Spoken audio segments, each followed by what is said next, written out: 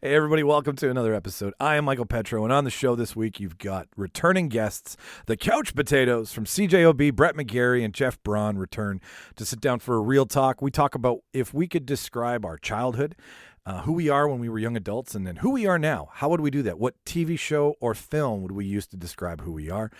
What movie or series is triggering for you? Do you have a bad memory or a good memory, and why? What does that movie do or series? And then what weird movie experiment could you get out of? Think Purge, Belko Experiment, Exam, Cube. Do you think you got what it takes in those winner-take-all scenarios? So that's what's on the show. That's who's on the show, plus a weekly watch list full of stuff you guys should check out. I don't have anything else but to tell you that you should come to our live podcasting event, May 14th at the Handsome Daughter. We're doing a live recording. Doors open at 7. Show goes on at 8. $10 are tickets. There's movie trivia, a live debate, prizes to be won. The delicious chicken from Magic Bird Chicken will be served. So I don't know why you can. You're not going to be able to come up with a reason not to come. It's going to be a lot of fun. Bring your friends. We'll announce spring together once this fucking snowstorm passes over us. Anyways. That's who's on the show. That's what's on the show. That's what you should do with your time when you're not listening to us. I have nothing else for you, ladies and gentlemen. So I give you the Couch Potatoes. I will cue the reel, and you enjoy the show. Let's tidy up this tangle of film by putting it on a reel. Here is a motion picture film, 1,000 feet, 16,000 separate photographs. Welcome, everybody, to the official space section of the chart. I want the truth! You can't handle the truth! Sir, you're out of order. Out of order. I show you out of order. Ladies and gentlemen, welcome to another Reel Debaters production. I am Micheal Petrow, and I've kicked everybody else out of the studio today except for two friends that we had on a while back, and their names are Jeff Braun and Brett McGarry from the Winnipeg podcast, The Couch Potatoes. Also, part of the CJOB morning show / everything. You guys are involved in everything over there, aren't you? Whatever they need us for, we'll do it. You're the yes man? That's what it is? 20 years and more than that. That's how long you've been there? 20 since 98, so 24 for me, and you must be at 20 by now. I started in 2004. May 2004. Is it like the cop shop where you get a pension after a while from them? Like, is there a pension for radio guys? Yeah, I hope so. I think, but I'm pretty sure my retirement plan is death. Essentially, okay, yeah. I have not saved up enough. So the good news is the way the world's been going, that's almost assured at this point. So. Fair enough. The only way to get through this shit's to laugh at it, so I can appreciate that. Brett, to your point, though, me and Sean are like, when it gets to the point when all of our loved ones have passed away, we're going to take our money, we're going to change it into $1 million, move to Thailand, die on the beach, watch the sunset come in, possibly another tsunami, whatever hits first, and just call it a day. Like, I don't want to die in the Western world. I want to die where my money becomes billions, and I just eat fresh fruit.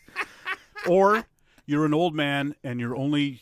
You get a job on a cruise ship or something, cleaning, washing dishes or whatever, and you just live on the boat. Yeah. And it's not a great life, but you get some nice sunsets. Keep me in the galley. I don't need a window. Yeah. I live in a basement. My studio's in the basement. I'm never near sunshine. They work long hours on cruise ships, though. They do. That is a tough job. I remember I went on one. My dad won one through Pepsi through work or something. He was like, his grocery store sold the most Pepsi, so they're like, let's give you a cruise, but really it's just about greasing the wheels for the next order kind of thing. Yeah. Back when that was kosher. And anyway, so we went to like the Caribbean and Virgin Islands, St. Thomas, St. Martin. And I talked to, like, they had like a kids thing, and then they had like the younger staff run the kids thing, basically an arcade and games and shit. And they're like, yeah, we pull in like 18-hour days. Yikes. Yeah, it's intense. In a floating container. Like, you're up, you're out, you're doing your job, you're back in your can at the end of the day. And well, that's it. If you're not doing your job, there's not much else for you to do, so you might as well just work, right? Yeah, and work yourself to the bone, like this old man we're talking about being in our... Sounds like we're making a movie here. Speaking of movies, let's get into it. So, ladies and gentlemen, we're going to do a real talk for you this week. We're just going to shoot the shit. I've laced out 5 topics that range from our childhood all the way up to today. We're going to challenge ourselves. We're going to stick ourselves in some movies and see how far we get in them. But first... let's do, what did you watch? So, Jeff, let's start with you. What did you watch this week? You want just the whole list all at once? Throw it in my face. Give it to me. I want it dripping. The Batman. Okay. Grumpy Old Man. Backdraft, Quantum of Solace, Fever Pitch, and Batman Mask of the Phantasm for the first time. Oh, wow. Yeah, I'd never seen that one before. But before you leave, I've got the toy upstairs. Really? And then this week, you heard all the Batman stuff, right? And I kept hearing about Mask of the Phantasm. I was like, I should watch it. And I flipped around. I was like, ooh, I have it. It's on Crave, so I'm watching it. The big reveal where she's a girl at the end was one of the hugest things when we were kids. Unless you're 10 minutes into it and you go to IMDb to see who's doing voices. And it says, the voice of, I forget, Andrea / the Phantasm. So I was like, I guess she's going to turn out to have been the bad guy. So. Sixth Sense for me all over again. Well, it's funny. I think I've seen that, but I don't remember any of this. So when you mentioned it, I thought, maybe I'll go Sorry. I just ruined it for you. That's the better Batman to ruin for him, though, out of the two. That's true. Okay, and we've been doing this. Charles did this. I've done it. I can do it with you now, so we'll do this briefly, and then we'll get in. Because Backdraft, oh my God. Are you watching it because it showed up on Netflix or Crave? Did it show up? Yeah. It showed up on one of them. I've been doing a thing all through the pandemic where just watching 90s action / thriller / cop movies kind of thing. We need to do a watch party, dude. Just like a nostalgia thing, right? Yeah. And Backdraft had been on my list for like 2 years, and I keep looking for it, and then all of a sudden, it just popped up. Was it on Netflix or whichever one it is? And I was like, ooh, that was my Saturday night last week. Have you seen it, Brett? You've seen Backdraft, yeah, but it's been years. I saw it right after it came out, and have not gone back to watch it again. Which I should. I remember it being excellent. It's funny how I see. Like, I don't know if my phone's doing it, but I saw a clip on Reddit of a fireman fighting a backdraft. Like, they showed him turning the nozzle so it bakes like a cup, and it holds the flame from getting outside. It's constantly misting. So as soon as the flame licks the end of the water where it's misting, it just disappears. And this guy's lying on his back with a backdraft like 2 feet over his head. Oh. This is right after I saw Backdraft show up on Netflix, so I don't know if my phone is now programmed to be what you see on Netflix, follow it on Reddit.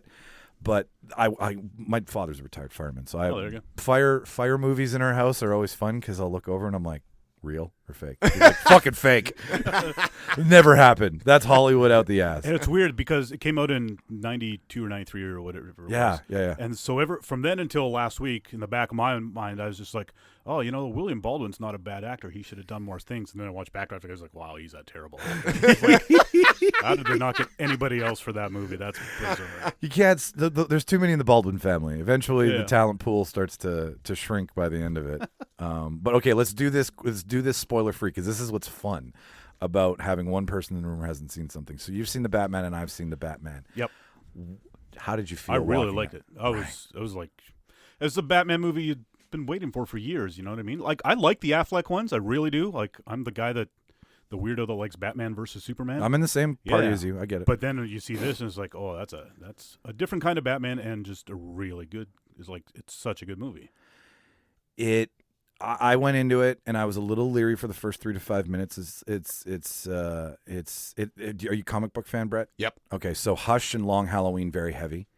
Those two series, and then like he went to some older like 60s stuff, and then some newer like breakaway stuff. But it's all contained inside of this. So the detective in Batman comes out.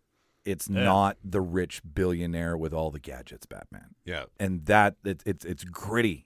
And he narrates. I think that's my favorite part. Me too. It was like halfway through, I was like, oh my God, he keeps narrating, and this is awesome. Right? It's like that. It's that bubble in a comic book that's giving you the backstory to the next page and the next splash. He's doing that in the movie for you. I'm so excited about the detective aspect because that's what I've always felt was missing from all of the movies. When you read Batman. And just the look of Gotham, that's when you read the comic books, because I remember, I guess it was probably 10 years ago now, I got back into comic books. I think it was after Kick-Ass came out. Sure, yeah. Because I saw the movie and I wanted to read the graphic novel.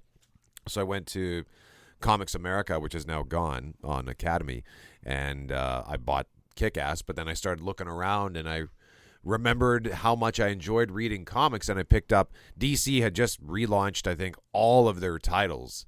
So I picked up Detective Comics #1. Yeah. And they had this big splash page of Batman sort of, I think he was bouncing around on rooftops. But Get the fuck out of here. Yeah, Batman on rooftops. But it was just the background was so cool and so gothic, and I've always felt that that's what was missing from the films. I know Tim Burton's was gothic, but this one just looks more grounded. So Yes. I'm very excited, and I love the detective because he's the world's greatest detective, right? We never that's the thing. As soon as you start to see that he's angry, he's young, because we've gotten old Batman, we've gotten seasoned Batman, we've gotten Batman who's like, I know how to put on the suit. I always look at the Batman we've gotten as the guy who doesn't have like fraud syndrome. He's like, I know how to be a superhero, right? Whereas this Batman's like, he's trying to figure it out. Yeah. And in the other movies, like in the Nolan ones, they always say that he's the greatest detective, and they sort of try to show it a little bit with, like Christian Bale, like shooting guns into different bricks or different guns into bricks or whatever. Little things like that. But this is like really what you would like what you see on like NYPD Blue with these guys like walking different places and talking to people and trying to figure stuff out from nothing. And so that aspect of it was amazing. I thought. It's also the first Batman. I said on our show, it's the first time the actor playing Batman is younger than us. Yeah, we've always like looked up to Batman, and now it's like I'm 10 years older than this guy. So it's just it's an interesting kind of weird. Did you feel you were giving him life advice halfway through the film? I was just like, oh, he's gonna regret doing that to his knees down the road. I know what arthritis is like, Batman. I really dug everybody's performance too. Matt Reeves gives a lot to everybody, and in 3 hours he gets a little bit more room than your traditional 2.5. Yeah. And there is a couple points, Brett, where you're like, it feels like The Hobbit. You're like, oh, we're ending. Nope, not yet. Not yet. The last 30, you just feel the time because you've been sitting there for so long. Yeah. And like you said, it's got like multiple endings because there's so many different things to tie together. I like it, though, that it's long because now we've got one behind us, and if they make like a trilogy, we've got like so much background already set and done that they can, you know what I mean? They don't have to screw around with that. They should have done the Eternals like that. I don't know how Marvel really fucked up and DC beat them at their own game, but I found the Eternals should have been 2 parts, 5 characters each film, because you were just like thrown all of these people and no backstory, no flashbacks, really, just like this is what they've done. And we're retconning it in for you from the comics, where Batman's like enough Catwoman, enough Riddler, enough Penguin, enough Marconi, right? Like, the Falcone. Thank you. Just everybody, and Matt Reeves is obviously a huge fucking fan. Yeah, I'm gonna see it a couple more times, I'm sure, and I can't wait. Hopefully, they get like a full trilogy out of it. I talked to a guy yesterday who saw it, and he enjoyed the story, but he said the direction was poor. And so I wanted to actually bounce that out because Jeff, you gave it a glowing review. Would you? Yeah. What is your take on that statement? I thought it was great. I loved the look of it, the vibe, just the vibe of the whole. It's a vibe movie. It's 7. Yeah, and it's Zodiac. It's a Fincher Batman without Fincher. Yeah, it's like he must be like Fincher's young Padawan or something like that. Yeah, and the way the music fits in with it all, and which is something because the Zimmer music fit in so well in those Christian Bale ones. So it's just that they can match all those different elements and have it come out as good, or it's too soon to say if it's better or anything. But you're gonna sit down. It's gonna just hug you around the shoulders and take you in for 3 hours and beat you up. And there's some violent scenes, like I Am Justice is one of Vengeance. Thank you. I am Justice. He's Vengeance. I am Vengeance scene is great, and there's little nods too, like to Nolan. There's some scenes and some sequences that he's like, I know where you came from. I owe you one kind of thing. So. Oh, nice. Okay, I got to see it this week. Yeah. How many batarangs out of 10? 9 is easy 9. Easy, yeah. If anything, I wonder. The only thing I wonder about on the rewatch will be because there's so many mystery elements involved, and then when you know what I mean. Sometimes you kind of, but I don't think it'll be that big a deal. But you never know. It's and Jeffrey Rush is his like Watson to his Sherlock. It's very the Commissioner Gordon. Thank you, Michael. It's not Jeffrey Rush. Jeffrey Wright. Sorry. This is why you're here. This isn't the Panama of Taylor of Panama. I do this all the time in the Couch Potatoes. I just did it this week. I said Lily Rabe instead of Lily James, talking about Pam and Tommy, and I stopped myself during the like. Did I just say Lily Rabe? I think that's a different person. Anyway, so. The guys usually do it, so I appreciate that you're a proxy for them, Jeff, because they would normally that would just carry on, and then someone in the comments would chew me out, and they're like, "That's not Jeffrey Wright." And when you listen, and when you listen to a podcast and someone screws it up, and I just spend like until they correct it, I'm mad. You know what I mean? Yes, I know. And it's like, do I have to write these people an email after this? I'm gonna send you my shit for fact checking from now on. You can be my filter. Jeffrey Wright, Rush. They play off of each other. They walk into a room and they break the crime scene down, which is different because everyone always, just like you said, like looks up to Batman and goes, "Batman's here. We can go for coffee and donuts." Yeah. Right. So Jeffrey Wright's so good. He's always good in whatever he is. And I've been, like I mentioned, I watched Quantum of Solace this week. I've been rewatching all the James Bond movies. So. Yeah, he's the CIA connection. Yeah, and he's fantastic in those. He's not in them a whole lot, but Quantum of Solace, odd pick. I mean, traditionally, I think we can all agree it was the one that had a little bit of a flat note to it. Yep. I've been watching all of them in order, so I'm up to Quantum of Solace. How's your rewatch of it? Well, most of the James Bond movies I'd never seen before. Oh, okay. I'd only seen for sure like everything from the last 20 years kind of deal. Sure. So, and I'd seen a couple from. Who's the Sean they speak of? Yeah, I'd seen one or two of those. I'd seen a few of the Roger Moore ones. But, okay. Hadn't seen any of the Timothy Dalton ones or On Her Majesty's Secret Service.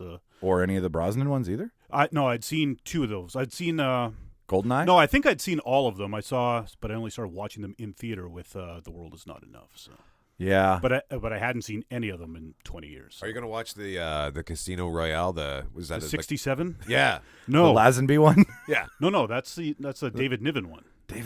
Who's the Lazenby one? That's On Her Majesty's Secret Service. I confused the two. That's a good one. That's a good one. That's a top 5. The Casino Royale one's the one where he's like retired and he's got a zoo. It's like a spoof one. Yeah. Yeah, that's the one.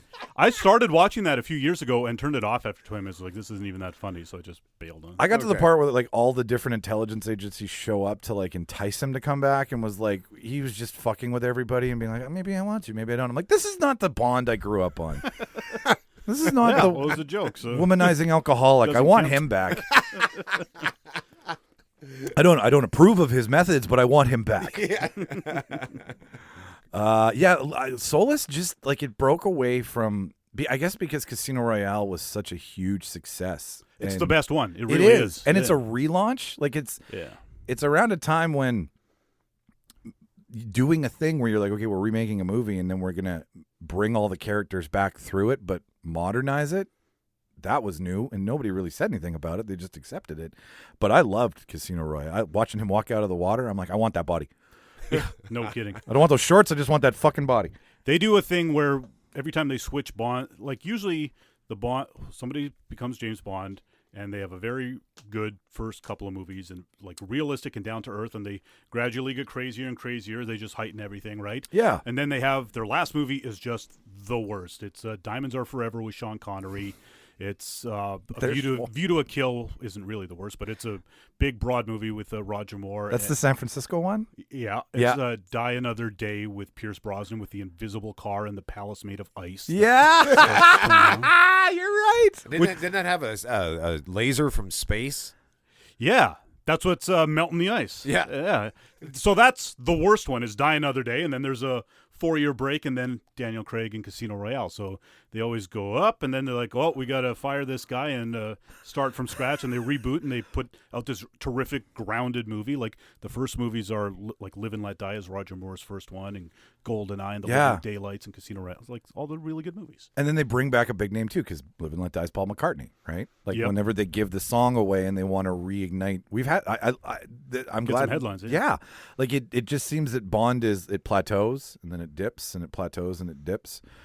We're debating at the end of the month. We're going to do our own fan casting of who should be the next round. Everybody. So we're going to do Moneypenny, Q, Bond. That's the other weird thing is when they do the reboots, they don't reboot everybody. Yeah, sometimes they forget. Carries over. Yeah. Even though the Daniel Craig thing is a hard reboot because the first scene in Casino Royale is him becoming 007.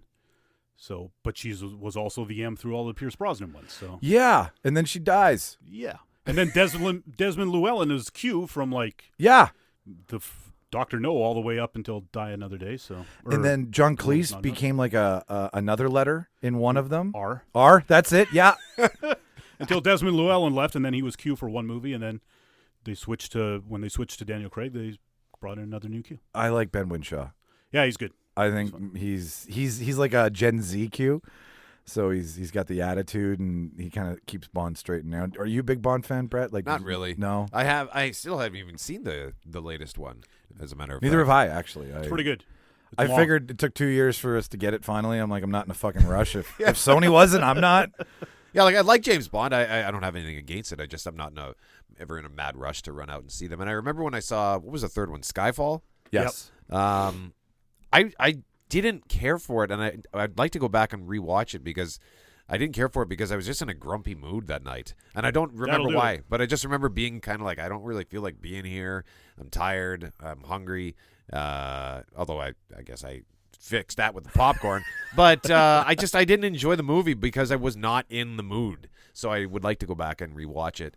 And I didn't care for, I think I saw Spectre, but that speaks to what I clearly thought of it, because if I don't remember it, I obviously wasn't impressed by it. I get it, and that you make a good point about how it gets long in the tooth, and then because Quantum really put a bad taste in my mouth. Just the water. Really? Water? I mean, I get it's a pretty important resource, but water? I couldn't remember. I saw it when it came out, and I watched it this week. And when it went to start, I was like, I have not one recollection of what this is about. I remember who the bad guy was, but that was it. I just have no idea what that movie was about. It's more of an action movie. It's not like a James Bond film. It's just an action film. And then afterwards, I read Ebert's review, and that was his main complaint. He's like, James Bond is not an action star. He's an international spy, for God's sakes. It's a difference. You guys know the rooting of Winnipeg with Bond. Hey, you've heard that story? Yep. How for a listener out there, what do you guys remember his code name? Because it was a guy who was stationed here, and his code name was different. It started with a C. I want to say the commander because that just sounds badass. But James Bond is a commander in the Royal Navy, so maybe that's what it is. The sent something. I don't know. But anyways, for everybody out there who doesn't know, a actual British spy was stationed in Winnipeg, which is where Ian Fleming was inspired to write the novels and create the whole characters. So yeah, that's cool. That's unlike the thing when you go to like the 10 things about Winnipeg that you don't know list. It's best, always up there. But if you're like the best spy that Britain has, would they really send you to Winnipeg? Like, true. Like, is this where all the things that are going to go bad in the world will start? Is this the launch pad for the end of the world? Interestingly enough, Bond has never been to Canada in any of those movies. You're right. Yeah. He's been all over the world 5 times, and he goes to Jamaica like every third movie. He's never been to Canada. Barbara Fleming, I have fucking words for you. And they do a lot of alpine stuff, right? They do. They could totally use BC. Yeah, exactly.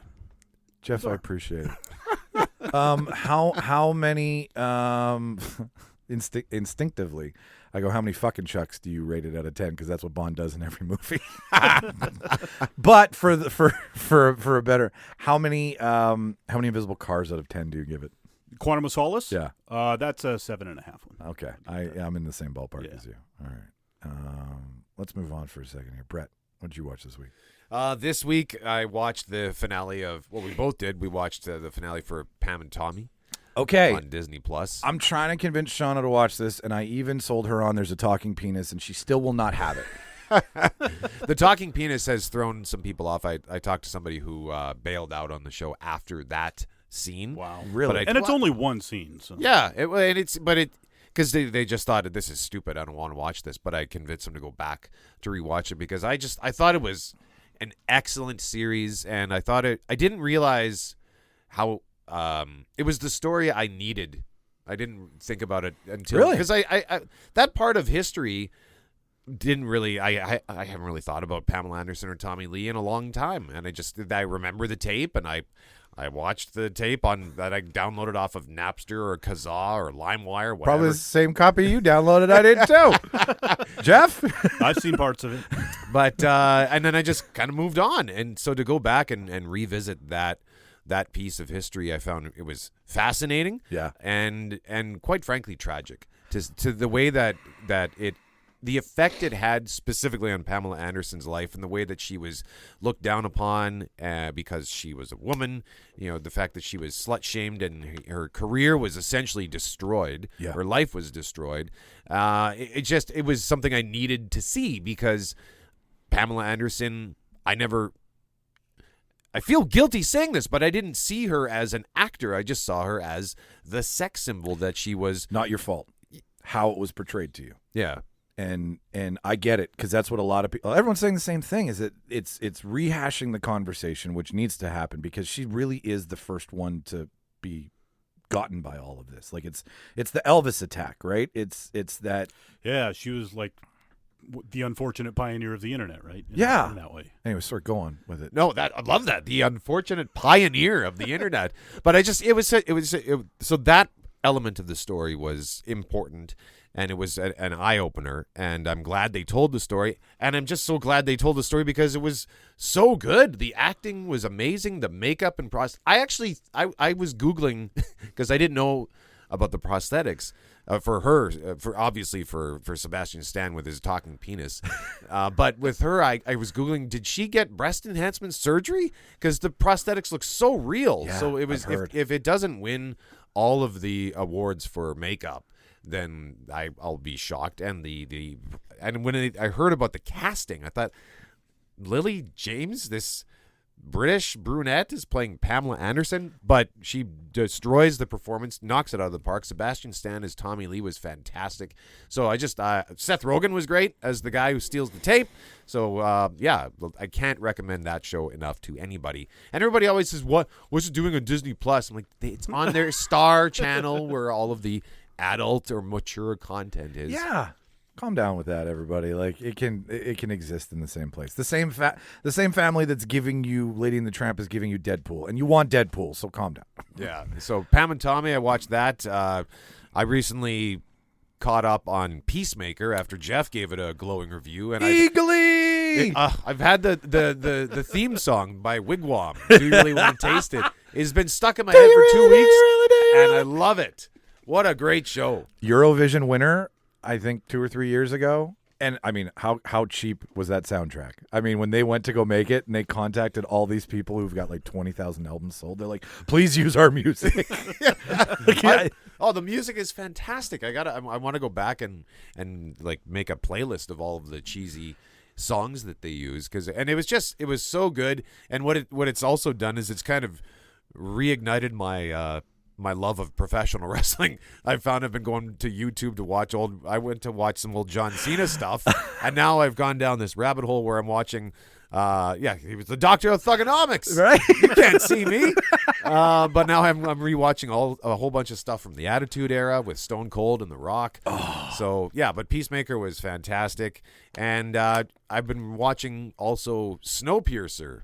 Oh, the remake. Netflix. Or the series, right? Yeah. Sorry, yeah. So they're into series 3, and there's a you were talking about Winnipeg connections. There is a character, and I think I heard you guys taught me this. I heard you mention it on the last time we talked. No, when you were watching it was on your show, like on Couch Potatoes, and you're doing your spot on the morning. And you mentioned that there's a character named Winnipeg in it. Is that correct? Yeah, the character's name's Winnipeg. Yeah, but we never learned why because they first called her Winnie, and then they said Winnipeg, come here, and I thought, what? That was random, and there's no explanation. So that was in one of the first episodes of the series. So they're now into the 3rd season, and they finally explained where the name came from. So when a baby is born in the tail section, the Taily tradition is to name the baby after the nearest city that they are, because the train just goes around. So that's why this character is named Winnipeg, because I guess they happen to go by Winnipeg. So it's set in North America. I didn't know that. It's set all over the world. I don't know how this. Okay. Yeah, because the ocean's frozen. Because the world is a snowball. So this train. There's your plot hole. The train just goes around and around the world. It's obviously ridiculous. Yeah, but it's a cool show. Jennifer Connelly, right? Literally, she hasn't been in. Has she been in this season at all? Yeah, she's one of the main stars, but her character is missing in action currently. So I'm waiting to see. But they're not. I thought they're all on the same train. Well, she went out into the world. I shouldn't be asking questions to something I've never watched. No, you should, because it's fun. What other cities are these people named after? Is it like the main guy named Chicago or something? It's the only person named after a city because most of the people are adults. There are a handful of kids in the tail section, but the only one that I've paid attention to, I guess, is Winnipeg. So yeah, it anchors. You got a emotional attachment to it. I want to talk about Peacemaker with you for a second, with both of you guys, because it is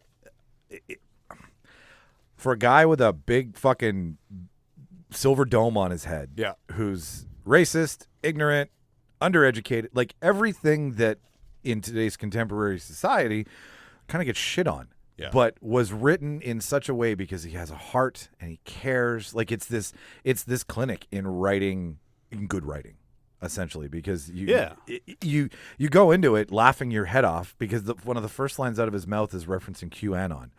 And that can put a lot of bad taste in people's mouth. But if you give it a minute and you get to the end, I was crying in it. I was laughing in it. The father-son element between him and the white T-1000. The T-1000. Robert Patrick, yeah. Is it Patrick or Perlman? No. Patrick. Thank you. But him as the white dragon, like incorporating all of that in, that was a new way to tell a superhero story. It was so good. The writing was so good. And you're right. He's not a likable guy when you think about it. He says the most disgusting things. Yeah. And then but he doesn't realize he's being disgusting. He says, "Oh, I mean that as a compliment. You have your boobs look stellar." Yeah. But it was such a good, clever show, and even at the end where there's a reference to the larger DC extended universe where he just tells these characters to get lost. Yeah. I thought it was brilliant. The only thing I didn't really care for, and this Jeff and I kind of have divergent opinions on this. I did not like the vigilante character because I just thought it was too much. I couldn't tell if he was. I mean, clearly he was crazy, but I couldn't tell if all the dumb things he was saying was a product of being crazy or being stupid, and I just found him annoying. But overall, I thought the show was fantastic. Excellent writing, excellent acting, great comedy. The dialogue was so good. The second episode where John Cena's goading economists. He's like, "What? You think I'm fake news?" And you can see the joy in his face as he's giving this performance. Where eventually he says, "The only thing fake news here is your beard." I laughed so much during this show. It was fantastic and good for DC for taking that leap with that character, and John Cena, he's been an excellent performer for the last 2 decades, and now his star, I think, is about to rise much, much further. And the dye-beard joke is in the second episode is just played for laughs, and it's funny. And then at the end of the 6 episodes later, the guy Economos has this dramatic dialogue about his dye-beard that breaks your heart, and it's like, how the hell are they doing this? Waterworks, with man. This stupid it's so dumb, but then it gets so legitimately deep that it just blew my mind that they were doing all that, and also the big stupid silver dome on his head. They did a great job of minimizing. In the Suicide Squad, I was like, that's his costume. That looks ridiculous. Yeah. And then when they said the TV show was coming, I was like, I can't stare at that stupid helmet for 8 episodes. It's too dumb, and mercifully they got rid of it real quick. That costume is, as ridiculous as it is almost ripped right from the comic book. I looked up the Peacemaker character from the comics, who apparently is very minor in the DC comics, but it's almost the most true to life, the ripped right from the page and put on the screen. And I kind of like that it looks as ridiculous as it does, because the helmet is one of the stupidest props I think I've ever seen, but that makes the character. It knows what it is, and it doesn't make any excuses. I used to dye my beard, so the dye beard joke for me is huge, right? Because I was like, I know what it's like when people are like, that's not the black your other beard is. That's a black hole on your face, sir. I can't even see any shape anymore. I'm like, no, that's natural. That's not for men. So to me, it was great, but to watch a running joke get turned into such a dramatic performance, I had tears down my eyes because I was like, I feel for this guy. I feel for Economist because he's trying so hard. He's big, he's nerdy, he's awkward, he's and then he gets to act. He's a stand-up comedian. That guy, he put on a fucking clinic in that scene. He's like a tertiary character in Superstore. You ever watch Superstore, the sitcom? Yes, yeah, with Mark McKinney, yeah. Yeah, he's in 10 episodes of that in the background mostly, and then it's how come he's one of the 5 main guys in this? Yeah, and the fact it gets a season 2. It's going to keep going. He's writing another character. Can't say who it is right now, but they gave him carte blanche with this one. They just called him and said, "Are you busy?" "Nope." "Do you want to do something for us?" "Yes." "What would you like to do?" "Can I have my pick?" "Yes." That's the fun of it. Wrote it in 8 weeks. Wrote it in the pandemic. Done. Yeah, when you're not dealing with Batman or Spider-Man or whatever. Yeah.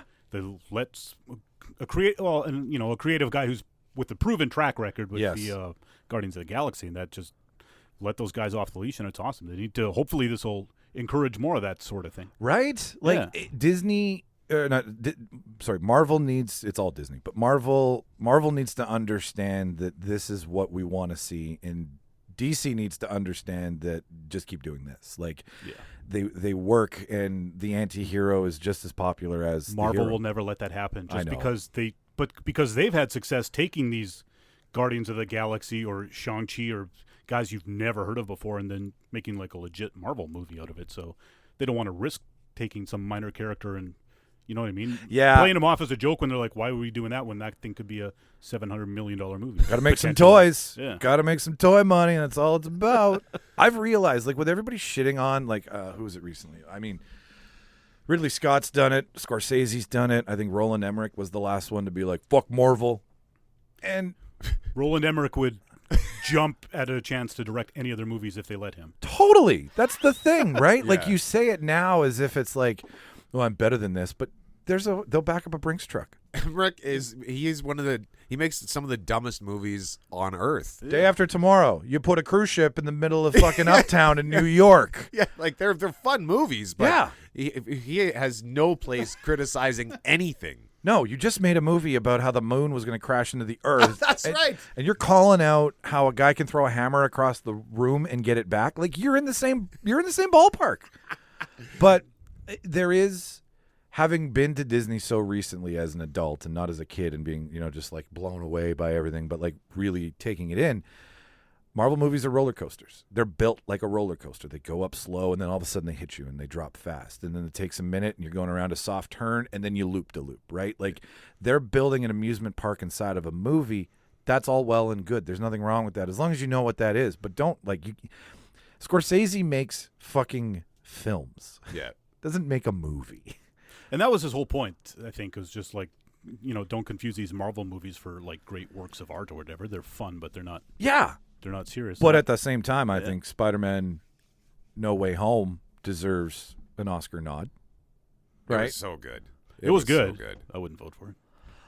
But the whole argument is that they went from 5 to 10 at the Oscars because there was more out there at the time. It was The Dark Knight that did it. Yeah. Was how do you not nominate this? And they keep shooting themselves in the foot by nominating like a 3-hour Japanese movie that no one's ever going to see. Yeah, and I'm going to watch this weekend. And I get that it's an industry award, and you're looking into your industry, and you're trying to pull out the best. But at the same time, who's paying to go see that movie versus The Dark Knight, right? But also, I would say, hey, Spider-Man, you don't need an Oscar. You just got all the money. You know what I mean? That's true. You've got your reward for making your good movie, and it's the fact that everyone's gone to see it. If it just gets that popularity Twitter award that they've put out for this year, I'll be happy. Like that's their way to work it in. But I think Cinderella was winning that at one point, like the Amazon Cinderella. Like Get out of here. We can't even vote on it, though, right? Yeah, we can't. I tried it. It wouldn't let me. So. We're Canadian. We don't. There's a Canadian Academy. They're attached to the Academy, but we don't have access to vote because apparently Canadians don't watch movies. That's ridiculous. We watch people carve up whale blubber. That's what we watch. Anyways, whatever. Okay, so Peacemaker. How many domes how many silver? What was the one that she wasn't supposed to use? The girl from Orange is the New Black. I loved her in it too. The exploding one. She was great in it. She was so good. And after I was like, okay, she was awesome in Orange is the New Black as Tasty, and now she's awesome in this, so I'm all on board for whatever she does now. The fucking quick, she's fast. The quick one mention. Why didn't you do blank blank blank? The scene where he names off everybody else they could have framed, except his dad. Like, as soon as I saw that, and I'm sure you guys could agree, you're like, this is improv. Yeah, this is a 100%. Like, we're just gonna let the camera roll, keep talking, just go with like frame. And then after the credits, it was the extended version. It was just kept going for like 2 minutes. And I looked over to Sean. And I said, I need to see the behind the scenes of this. I need to see that scene, like, because that's like the Step Brothers shit, right? Where like the commercial clips at the end when he for Ricky Bobby. Right? When he's sitting there and he was like, have Mentos and Coke and all that stuff. That's exactly what that scene was. And I'm like, that's what made me go, John Cena, you deserve every role thrown at you. Oh, he's so good. And if he did that off the top of his head, that is impressive. But to be able to come up, because I know that he didn't he go like down a Muppets road or something where he started rattling off various characters who were all in the same Kardashians universe. are in that role. Kim, Chloe, Robert. But to pull all those names out of thin air, if he did that off the top of his head, super impressive, and to do it with the conviction that he had, and to have everyone in the room not lose their minds with laughter. So yeah, I would like to see the behind the scenes, because I'm curious if they were able to just rattle that off in one shot, or if it was very much like spliced together, because I wouldn't be able to name all of those characters, just do it all in one shot. I can't like do that. 5 chocolate bars right now, guys. So like, I don't fucking pop culture references for 3 minutes in a scene. That's a lot of pressure. With a camera staring at you and Right? 20 people standing around. Yeah, staring no, at you. no, I'm shitting the bed. Just give me a diaper. I'm shitting where I'm sitting. What was the one helmet though? That's the one I want you to rate out of 10. The one where she flies through the room. Was it the human torpedo? That's it. The human torpedo, yeah. Don't do that one. How many human That torpedoes one out of 10? and the anti-gravity one, that joke was really just Did you flies just say away. activate? Yeah. I guess I'd give it 8. 8 human torpedoes? Yeah. Nice. Yeah, I very much, like I said, I didn't care for the vigilante character, but the most of it, maybe even 9. I'd have to think about that. And Pam and Tommy, how many prosthetic penises? I'd give that 9 as well. Yeah. I really want to watch it. I'm more than likely going to have to watch it by myself, which is fine. It's not long either. It was, 8 episodes, and Yep. most of them are barely a half hour or so. Oh, so it's not long format. That's Yeah. nice. Okay. Because, I mean, how much can you really pull out of that scene? That scenario, I should say, over 8 hours of television is probably too much. More than you think. It's weird. Pull out literally. Yeah, it's super. I just can't recommend Pam and Tommy enough. One of the best. I'm gonna have a really hard time nailing down my top 10 for 2022, because just in 2.5 months. March 10th, yeah. Yeah, and we've already I've got the list here of stuff that I've watched this year, and What is it? Yeah, bring it up. I've got for shows that I always put a star beside shows that might make the top 10. So a Cobra Kai season 4 was excellent. I had to stop. Oh, you stopped. Okay, here's where I had my problem. And it when they go to Terry to get Terry back, I was very excited. I was like, this is a clinic in bringing back nostalgia in the right form, in the right amount, to make us all happy, because it's such a pivotal 80s movie. And all the lore around it, like 33-year-old Ralph Macchio, and we were all like, he's 33? I thought he was 12. Right? Like all that stuff just makes it even more mythical. Anyways, but when they go to him and they find him in his lavish lifestyle, and he's like, I'm going to throw this away to go run a series of strip mall karate dojos. I was like, what? Nobody would do that. Nobody gives up this posh Beverly Hills lifestyle to be like, yeah, I'm going to go back 12 steps in life. That's where I had a problem. I'm sure it got better. I'm sure I'm at my Pam and Tommy moment. So tell me, like, does it? Because when he comes back and he's just like standing there next to everybody, I'm like, my God, man, you don't need to be like, I want your life. That was my complaint. So I really enjoyed it. I thought that part of this season was sort of ridiculous, but the whole thing is ridiculous. It is. You're right. The entire series is ridiculous and shouldn't work. Like when I first heard that they were doing this show, I thought, how desperate are these guys that they want to go back to the world of the Karate Kid? And it's turned out to be fantastic. And now that once Netflix picked it up from YouTube, it's like when you see what's the name of the I'm drawing a blank on the name of the guy who took the Cobra Kai dojo back. There's Kreese? Kreese, yeah. Yeah, when you see him actually doing television commercials now, like these guys, to see them all become big stars again is cool. But I really enjoyed this season, and they ended it with a cliffhanger that makes season 5. You're fucking kidding me. There's a season 5? Yeah, they're doing at least one more season. So is this who's going to be the big guest bring back? Are they going to step into the other movies where Jaden White was? Oh my gosh, is Hilary Swank in any of it? Yeah, that's what I'm getting to. Like, are we going to go that far? Because, well, and is there a part where the guy that he got into, like remember in season 4 where he goes back to Tokyo? And he meets up with the guy he had beef with. Yeah. That guy comes back in season 4 and helps Daniel train, doesn't he? Isn't he involved in season 4? So when I saw that clip, I was like, okay, that might be the bait that I bite onto to come back to this, because I do love a a musical montage from the 80s where two guys are training. That's one of my favorite tropes. Like the running scene for Rocky down the beach in Rocky 3, like anything. That's where I learned that. That was my, but whatever. That's a good one. Rocky 4. That's 1/3 of the movie is montage. It's walking through Russia with logs on your head. Yeah, 33. I think somebody actually broke it down. It was genuinely 33% of that film is just montage. Easy film. Did you watch the rework that he put out for Rocky 4? No, I haven't seen it. I haven't seen the Godfather director's cut yet, and I haven't seen the Rocky director's cut. But I hear he takes out the robot. Yep, the robot's gone. It's an entirely different film.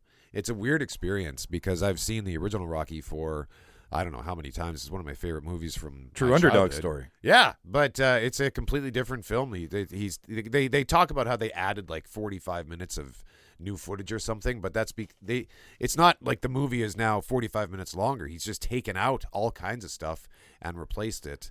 So I wouldn't say that it's better or worse. It works as a companion piece. Oh, okay. It's essentially a different movie. This or that. Take your Rocky. Yeah.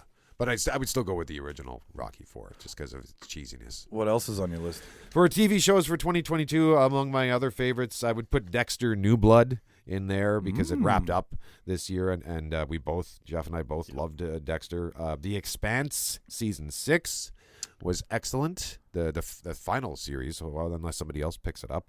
Ozark season 4 part 1 was great, and part 2 comes out next month. Fucking kill you! Insane. So crazy. That was Julia Garner is a beast. And I got to watch her new show, Inventing Hannah. I don't have time for this, and I don't have time for y'all. I really enjoyed The Amazing Race. Season 33 just wrapped up. Pam and Tommy would be on the list. Reacher. That was good. I'm like halfway through it. I can watch him fuck shit up all day long. Yeah. That is... someone said that's a dad show. That's a show for every dad out there. Like if you want to watch something with dad, it's a big guy who takes charge. He's attractive. He's fun. He's intelligent, and he kicks the shit out of everything. You're only half. I don't want to. Hopefully, I won't say anything spoilery. There's an element in Reacher with flashbacks to his childhood, and I keep confusing that childhood flashback with the Peacemaker childhood flashback. Yeah, because of the brother because thing. they both got brothers that are dead, and it's just like, wait, which? What? I can't remember. I get it. I remember one of them was sad, but one of them were the kids that just a jerk. So, I'm not sure. Yeah, and then you find out in Peacemaker how that was hard. Yeah. That was terrible. No, I get it. I'm right where the flashback happens where he's supposed to apologize to the kid they beat the shit out of, and then he turns around and he's like, no, and he's like, all right, I'm sorry, and then walks away. And I love the back and forth because you're getting his dead brother's relationship through a different means, right? You're knowing how much the dead brother, who you haven't met in the show, means to him through the flashback. He's just so big. Yeah, he is. It's interesting too because after I watched the show, the series, I watched the first Jack Reacher movie with Tom Cruise. You shrunk a bit. Yeah. Well, and it's funny because I had already seen that first movie and I enjoyed it. I did too. I think the thing is I didn't know that Jack Reacher was a thing before the movie came out. I know. Neither did I. They sold, I think, 100 million books. Yeah, of big the books. character. And there's like 14 books or something. At least. It's like James Bond where yeah. I was like, this guy could do this TV series for like the next 20 years. That'd be awesome. Yeah. Yeah. I'm just going to be sitting there like, bigger muscles, man. More steroids. Give Alan more steroids. He wears black T-shirt. I just know things are going to go wrong. Yeah, so I mean, I enjoy the movie, and I love. I think Tom Cruise is great when he does as an action star.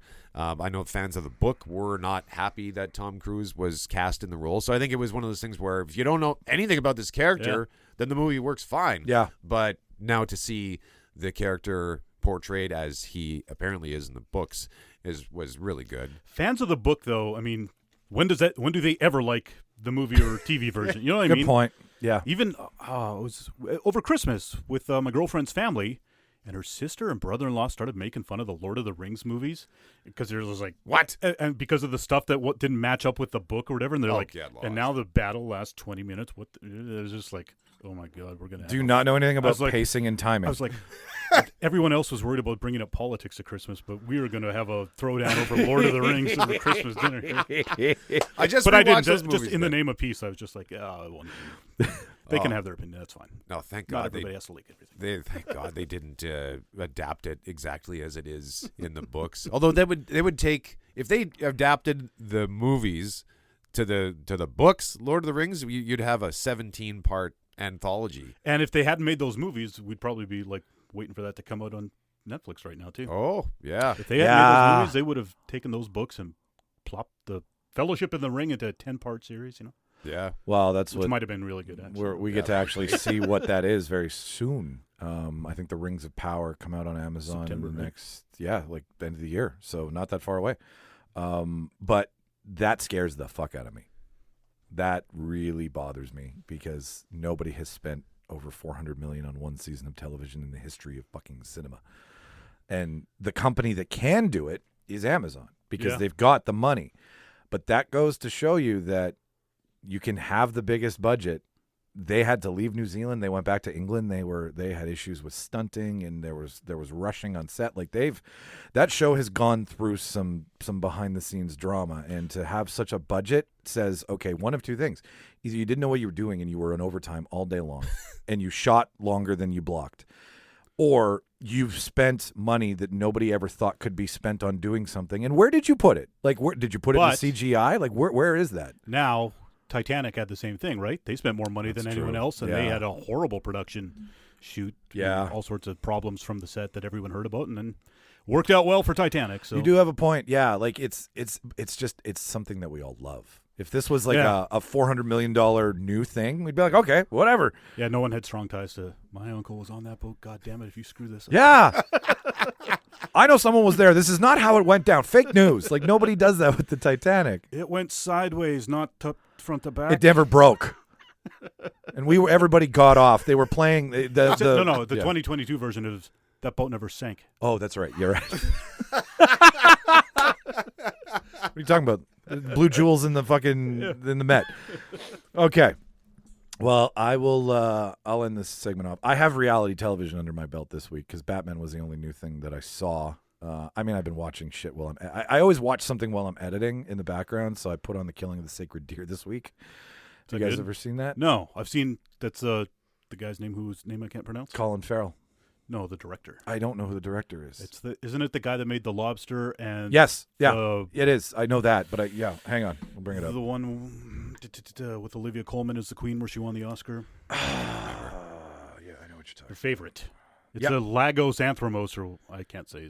He's into like European film styles, old German expressionism. I've seen those other two. I've seen The Lobster and The Favorite, and they were both great. So I loved The Lobster. I really did. I thought it was. Have you seen The Lobster? No. Oh man. So you die? No, you don't die. What happens is that if you're married, it's dystopian, I guess. Yeah. In the if idea, if you're not married, by the time you're 30, is it 30 or 40? It is a young age. Yeah. If you're not married by the time you're 35, they send you to this facility where you have 1 month at that facility to meet someone and fall in love, I think. And if you don't, you pick an animal and they turn you into that animal. and you never see the process except you hear the screams and grinding noise out of this one room, and it's just horrible. And then you're outside on the grounds and like a giraffe walks by, and it's just like, what? So Colin Farrell gets sent there to try to fall in love with an actress who I cannot remember, and she's crazy. Yeah, and then she does such a good job. Are they going to do it in time, or is he going to get turned? He picks a lobster for some reason. Yeah. No, it's not, and I remember when Jeff reviewed the film a couple of years ago, it sounded great. It's just one of those things where there are so many movies and so many shows to watch, and it kind of falls to the background. Exactly. And you forget about it. I was watching The Expanse, and the same thing happened to me. Someone's like, Game of Thrones in space. I was like, I'll give you all my money. I'm down. I'll watch that. and I loved it, and it just fell by the wayside because something else kind of come up. But Yorgos Lanthimos. Yorgos Lanthimos, yeah. That's it. Yeah, of course. But The Killing of the Sacred Deer is got Barry, what the fuck's his name? I loved him in The Eternals. I love him in everything that he does because he's just a Barry Keogh? Barry Keoghan? It's Keogh. Keogh? I had a question about his name this week for reasons we won't get into. Okay, no, that's but Keogh is great. Colin Farrell, Nicole Kidman, and Bill Camp, who I really love. I don't know if you've The Night Of. Did you guys see The Night Of on HBO? Yeah. The cop. Okay. He was also the old man janitor in the Chess TV show. Yes, he was. That huge character actor. fun to watch. But everybody acting in it, it's a story about a doctor who loses a patient, and you find out that this patient is the father of Barry Keogh's father. And they bond, but the whole thing is a big bait and switch to turn into this very dark, murderous attempt on their family, on the Colin Farrell and Nicole Kidman's family. And Keogh plays just this sociopath that like doesn't flinch, hand doesn't shake, like he's just locked in to do his job. So that was like something old I watched this week. It's great. I mean, if you like The Lobster, if you like The Lobster, you'll like this. This is just dark. And in German expressionism film, for anybody who doesn't know, there is no acting. There is only line reciting. So you recite your line with no inflection, no emotion. It's just the line. The story that's happening is the film. So the actions and the things that you physically can see are telling the story of the film, while the actors are just reading the lines to pace out what you're watching. Oh, that's interesting. So an exchange would be like, I would like a new watch. And then someone else would be like, well, I can take you to get a new watch.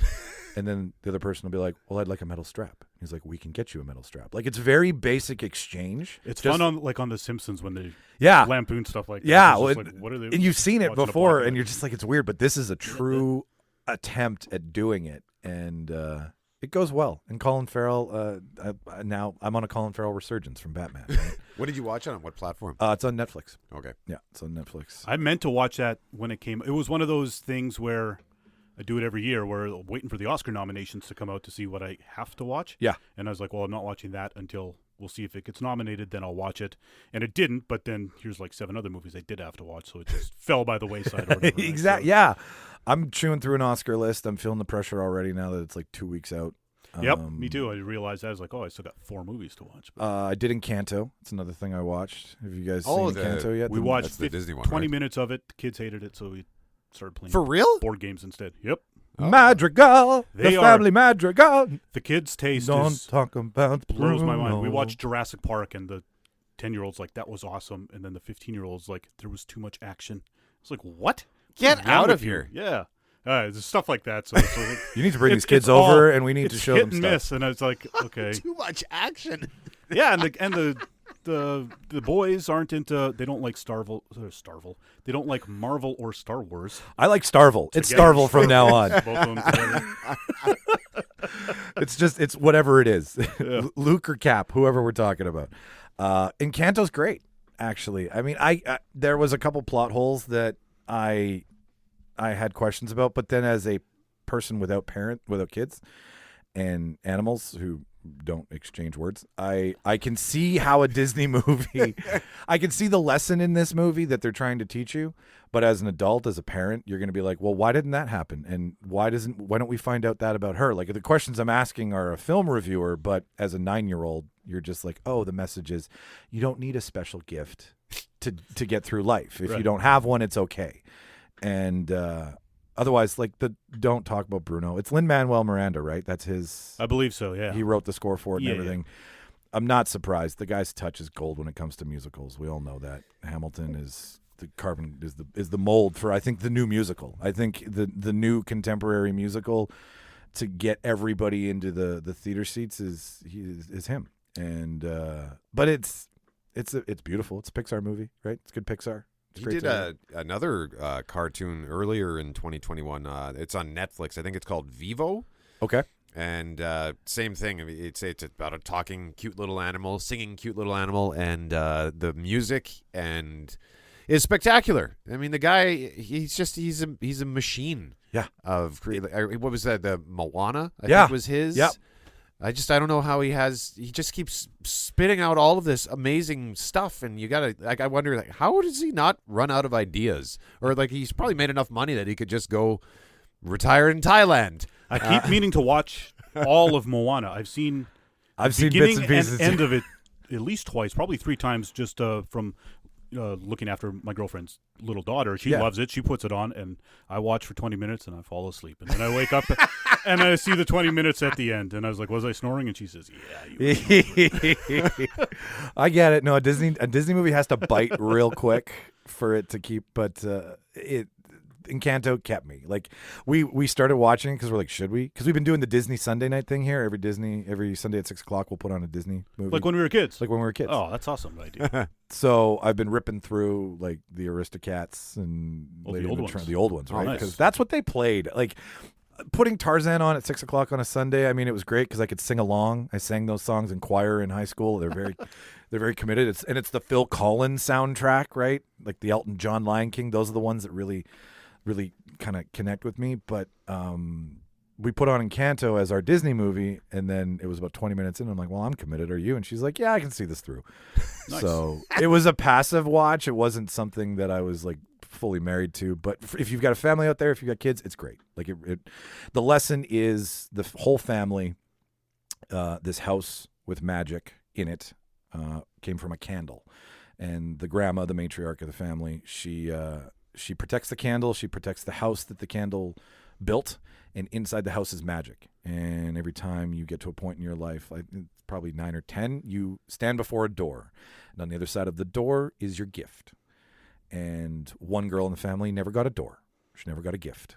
And everybody else around her did. And the house is magic. And you walk into one door and you're in the jungle. You walk into another door, and the one sister, she lives in a world of super strength. Like it's all these cool powers.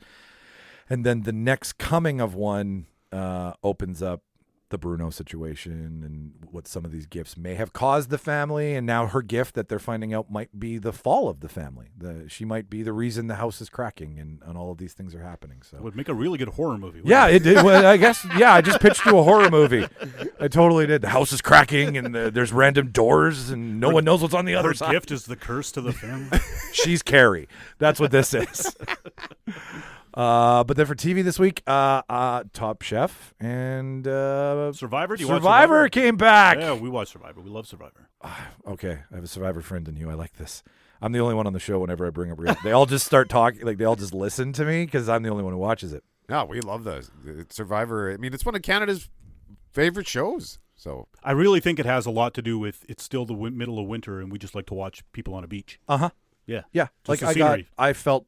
I could feel the emotions as soon as I saw the sand and the warm beach and the little lizard in the commercial break, like all those things but I love how they're doing it this year. They're incorporating last year's season into this one. So they're using trivia and games that like they're wrapping 2 seasons together. Yeah, I guess for COVID reasons, like what it just saves them some money, right? To shoot them back to back. But then I do like he points it out. There's like they haven't seen last season, so all the little tricks we pulled then we can play on these guys as well. Because like after this, they can't do the crazy phrase thing. That won't fly anymore because everybody will know what up. The crazy phrase thing is. Do you know what it is? Yeah. Oh yeah. He just doesn't like it. Really? I don't like the crazy phrase. Why? Because it's too stupid. It's just too convoluted. It's too vigilante. It didn't work. It's too vigilante. It just didn't work last season because it took too much work to make it happen, and it was for them to have to repeat it.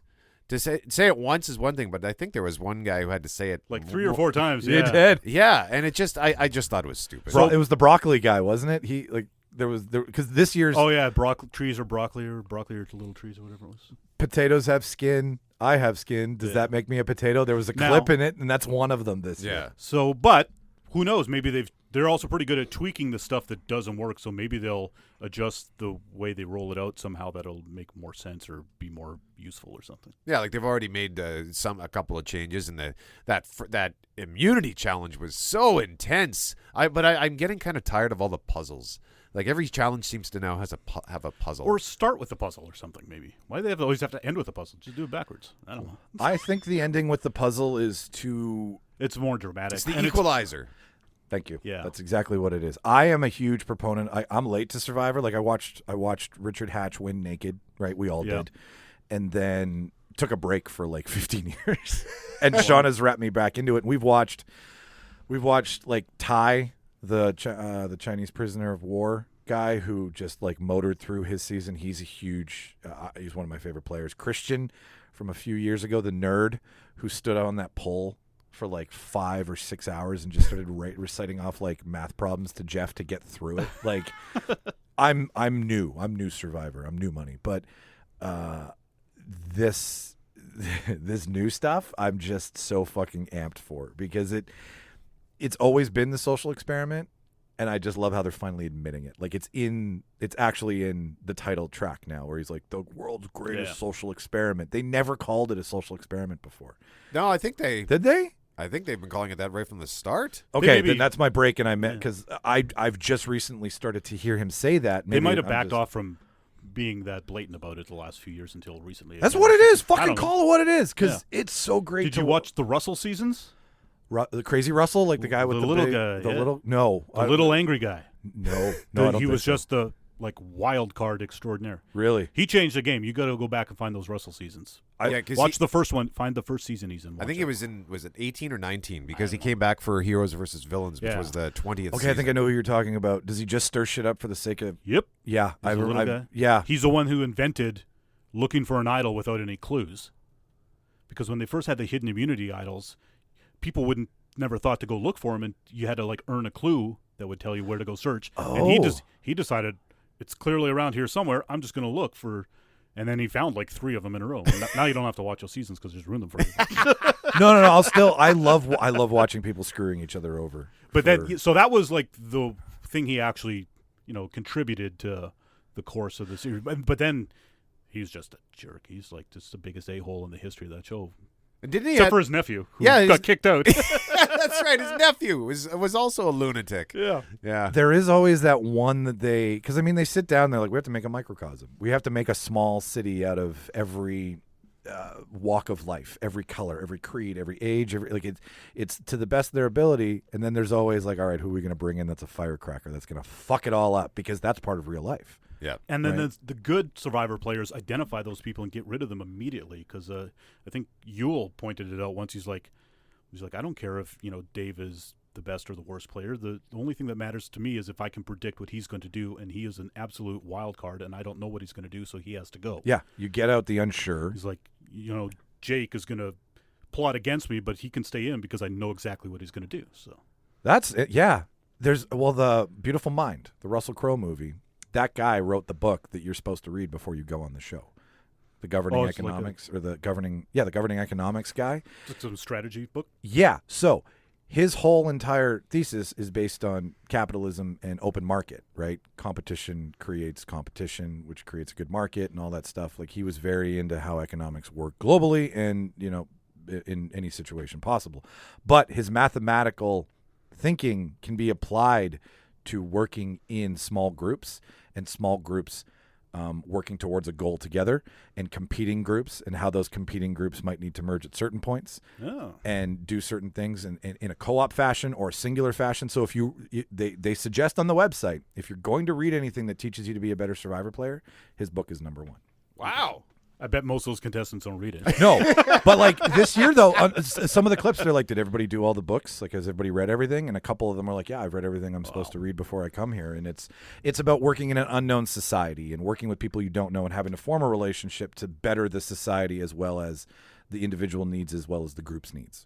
This season, it seems there's only one big beefy guy that it looks. You know what I mean? Usually there's 6 of those guys, and it's like. I was like, this is really weird that they've only got one muscle guy. Back to the puzzle. That's why the puzzle's there. Because if 2 teams have have muscle, but no brain, for lack of a better term, then the puzzle lets everybody catch up. It's just that it's so many puzzles. It seems like every immunity challenge ends with the puzzle. Yeah, it is. And it's also how you make the TV show. I mean, it's for timing and all that stuff. But anyway, so that's what I've chewed into this week. I give Encanto 7 out of 10 magic candles that really had nothing to do with the plot. I give Survivor 9 out of 10 snake-looking idols, because that's what that idol is this year. It's a snake on a stone, I think. Yep. And eating itself. Eating itself, yeah, which is very on the nose, right? Everybody's eating their own young on that show. So yeah, that's that. So there's your watch list, ladies and gentlemen. That's what 2 seasoned radio hosts have been watching, and you gotta send me your list after, Brett. I really want to check out Pam and Tommy this afternoon. And I'm glad we started earlier, because now I've got a whole afternoon to watch it. It's so good. And one more, let me throw one more. Yeah, in. sure. Vikings Valhalla. Oh, that's the spin-off, right? Yeah. Okay, what Netflix. is that? So it takes place. Did you watch Vikings, the original series? We tried. to do that, and because Shauna loves fantasy, sci-fi, all that stuff, so it was like a Game of Thrones-ish kind of show. We got through halfway through the first season and then just put it aside. It wasn't really going anywhere. But I hear 7 seasons? Yeah, I think it's 6 seasons all in, but some of them were. It was one of those deals where it was like the first half was in 1 year, and then the second half of the season came the next year. But I found the first season or the first series was tremendous. It kind of limped into the finish line, but overall it was great and had some of the best battle scenes ever on television. Okay, as far as I'm concerned. And then the spinoff, it takes place 100 years later, and it's still basically it's essentially the exact same show. It's still the Vikings still hate each other. They still hate the English. They're still going to fight the English, but it works. The great story. I think the only thing that was missing was some of the sweeping cinematography that was in the first series. But if you liked the first series, check it out. If you didn't watch the first series, you don't have to. Like, you don't have to have seen the you don't need the plot. Yeah, like, because they reference those some of the characters, but very loosely. Like, you don't have to have watched 6 seasons of Vikings to watch 8 episodes of Vikings Valhalla. So just it was really good. I liked it. Okay, then maybe I'll go back to it. And I mean, who knows? Like, it is its first season, right? Maybe all that budget will get injected into it. Season 2, season 3, if they see it start to pick up. Is it History Channel or is it strictly Netflix? No, this one's on Netflix, yeah. Okay, all right. Cool. How many broadswords to chop off an Englishman's head? I would give it 8.5. 8.5. Is that how big your broadsword is? I'm just kidding. That'd be, I'm a little bit less. Just leave it there. That's Reel Debaters After Dark for you, ladies and gentlemen. So we have a fun list for you today, ladies and gentlemen. The last time we had these guys on, we debated, and they were so cordial and so nice. I figured let's actually just have a conversation this time. So first item on the docket that we're going to go through. I don't know where I came up with this one. I was just thinking about childhood movies, I think. Because I think I was doing like the movies your dad and you used to watch together. I was writing out that episode. And it kind of started to make me think. I was like, well, you're watching this movie with dad, and that's how you're affected by that. And then you watch these movies when you're older, and then you maybe go back to those movies, and like you're constantly watching stuff. But at each point in your life, you're into different shit. And like I've just had to recently course correct and actually watch films instead of just tentpole, blockbuster, big budget, right? Like stuff where the story is more important than the marketing and the brand behind it. So first question up, which we will go to Jeff on, is what 3 movies would you use to describe your childhood, your young adulthood, and your current age? You don't have to deep dive, but feel free to. It's not a problem. That's what we do here.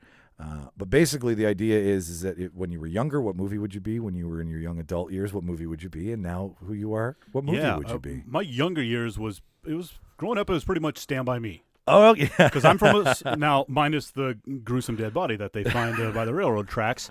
But you can tell me if you have to. No, I can't, actually. Lawyers say don't mention the body. But I grew up in a small town, and when I was the same age those kids are, they're 14 or whatever, I had a group of 3 or 4 friends, and we hung out all the time, and we went on adventures together, and we'd go out into the countryside and, just get into it and stuff.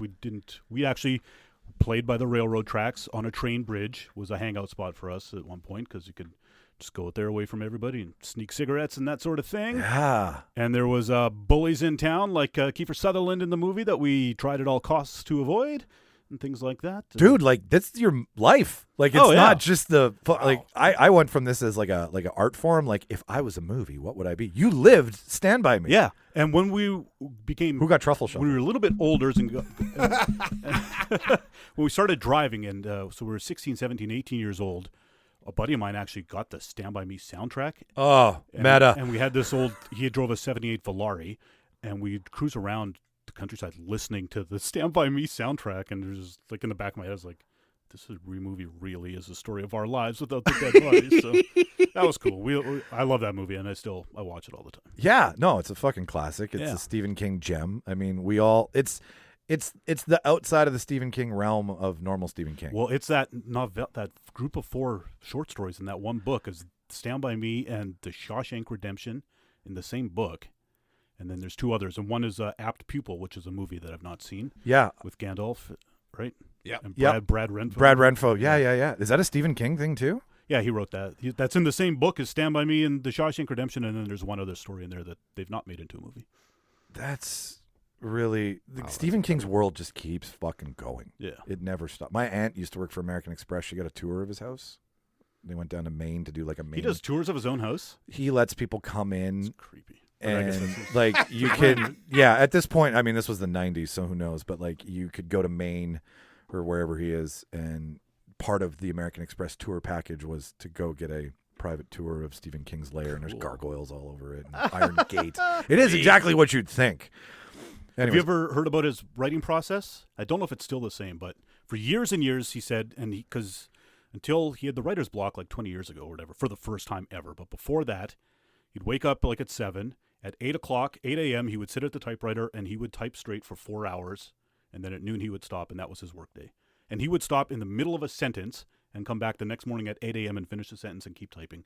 And he said he had to put a clock on it, otherwise he would just type for like 36 hours straight without a break. So he's just like, nope. I'm rich and a millionaire, and I don't need to work more than 4 hours a day, so I'm taking afternoons off, and away he went. even if I'm on like a fucking run of creativity, he's like, nope, stopping right here. Yeah. That's Jesus. And probably like his publisher's like, you can put out 1 book a year, because otherwise at that pace he could have probably written 5 books a year, right? But He could have written himself into retirement and be in Thailand like I want to be right now. he's like cleaning plates on a cruise ship somewhere, And he's waiting for the end of the world. that's a Stephen. He'd do that. You know he would do that. All right. So for time and for conversation's sake, we'll do kid, and we'll do young Okay. adult, young adult. So Brett, what movie were you like when you were a kid? The first one, honestly, that jumps to mind would be Diary of a Wimpy Kid. I don't know, just terrible movie, by the way. Have you ever just a sidebar? Have you read the books, Diary of a Wimpy Kid books? I've heard. I know all about this. A guy I work with loves everything about it, but I've never seen it or read it. Oh, the books are tremendous. The movie was awful. I think they've made 2 or 3. I don't know how many, but I didn't bother watching it. It's just a coming of age tale about a kid in school, right? Yeah. Okay. But he's just a nerdy kid, and yeah. So that was the first one that came to mind because I was a nerd and got picked on by through my school years, and The hierarchy of assholes of children. yeah. So that for me, nothing as profound as what Jeff had to say. So that was really actually quite moving to hear Jeff talk about Stand By Me in that context. But yeah, so that was the movie that jumped to mind for me, Diary of a Wimpy Kid. It's were you picked on too, Jeff? Not really. I was picked on too. Is where a little bit here and there. Not really though. I was pretty good at. Oh, what about that guy? Why don't you pick on him? Oh, deflection. or you'd set your sights. You were the fucking Jesus Christ. You'd send the minions out. Yeah, no, I got stuffed in lockers too, and swirlied. I think I was swirlied once. I think I was wedgied constantly. So yeah, I can sympathize with that. Was it as bad for you as it was for me? I didn't get stuffed in lockers, probably because I was always tall. Yeah, I wouldn't have been able to. They wouldn't have been able to fit in there. But yeah, that's the other stuff sounds similar or familiar. I went with something that is so out of the box, but I think I can argue it. I went with Return to Oz. Do you guys remember that? No. Wait, is that the? No, I don't know that one. Is that like from 1986? It's the Disney made movie of Dorothy goes back to Oz after the witches ruined Oz and has to like bring Oz back to life. It's opposite of all of the beauty that comes from the actual from the Wizard of Oz. And the reason I picked it was just because like the rattle tone of it, it's got a broken wasteland, ties into like my childhood of my parents divorcing. Like I remember a lovely period of time, and then when I go back to it in my memories, I'm like, oh, this is nothing what it's like. As well, kind of not knowing where I was in life, like being in a place that you come from. Like Dorothy comes back, and it's nothing that she recognized. The Munchkins are gone. There's flying monkeys, Brett. Yeah. There's no wheeling monkeys. Sorry, it's the monkeys with the roller skates on.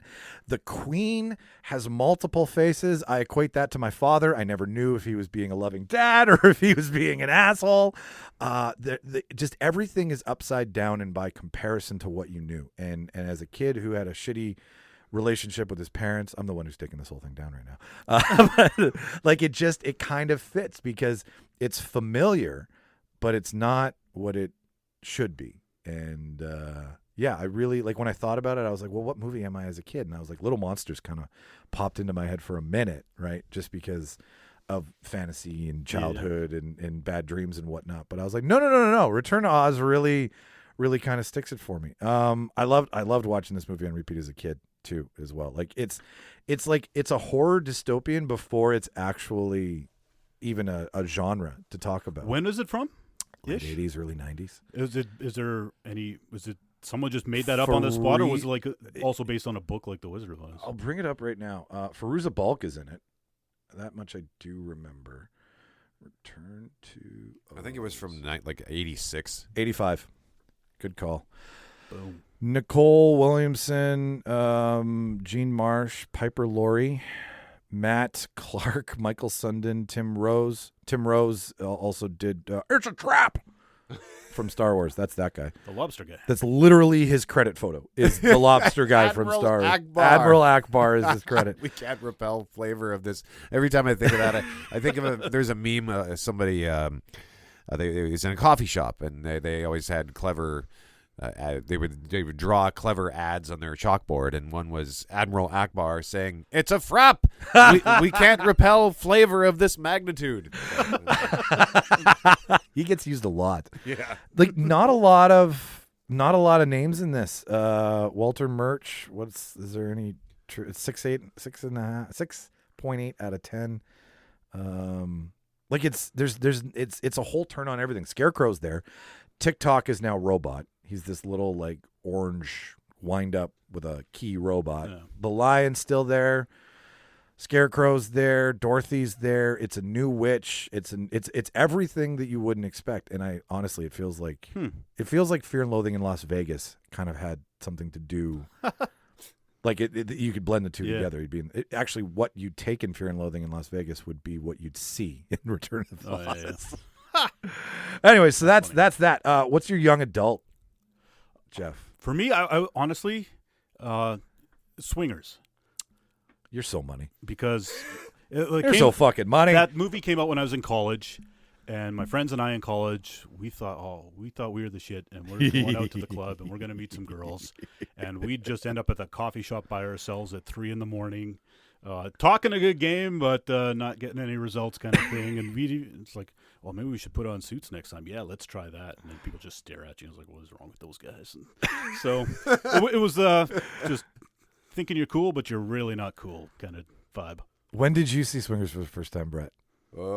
Many years after it came out. I probably saw it. When did it come out? 96. Okay. So I probably 10 years after it came out. I didn't see it early too. I heard it in its cult infamousy, right? Like you hear everybody saying, you just hear the lines, and then you hear so you weren't even there for when that swing music actually had a resurgence. I remember it vaguely, but I wasn't like like in the 90s when like big zoot suit, shoulder pads, and I got the Big Bad Voodoo Daddy albums. Yeah, I do remember those guys for sure. And like the stand-up bass swing mentality from back in the day.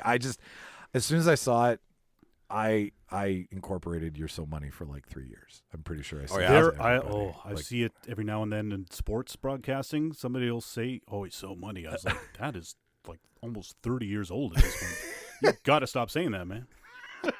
And Favreau has given us Mandalorian, Boba Fett, Iron and if Man, not for Jungle Book, the success of Swingers, we may never have heard of it. He might have like packed up his bags and moved back to wherever he's from. You know what I mean? Yeah, and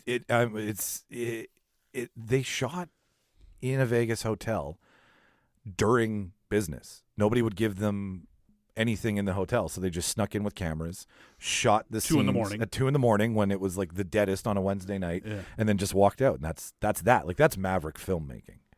Is Swingers the one where Favreau phones The answering machine leaves like 8 messages on the machine. Yeah, he just met this woman that day, didn't he? Yeah. That Okay. night.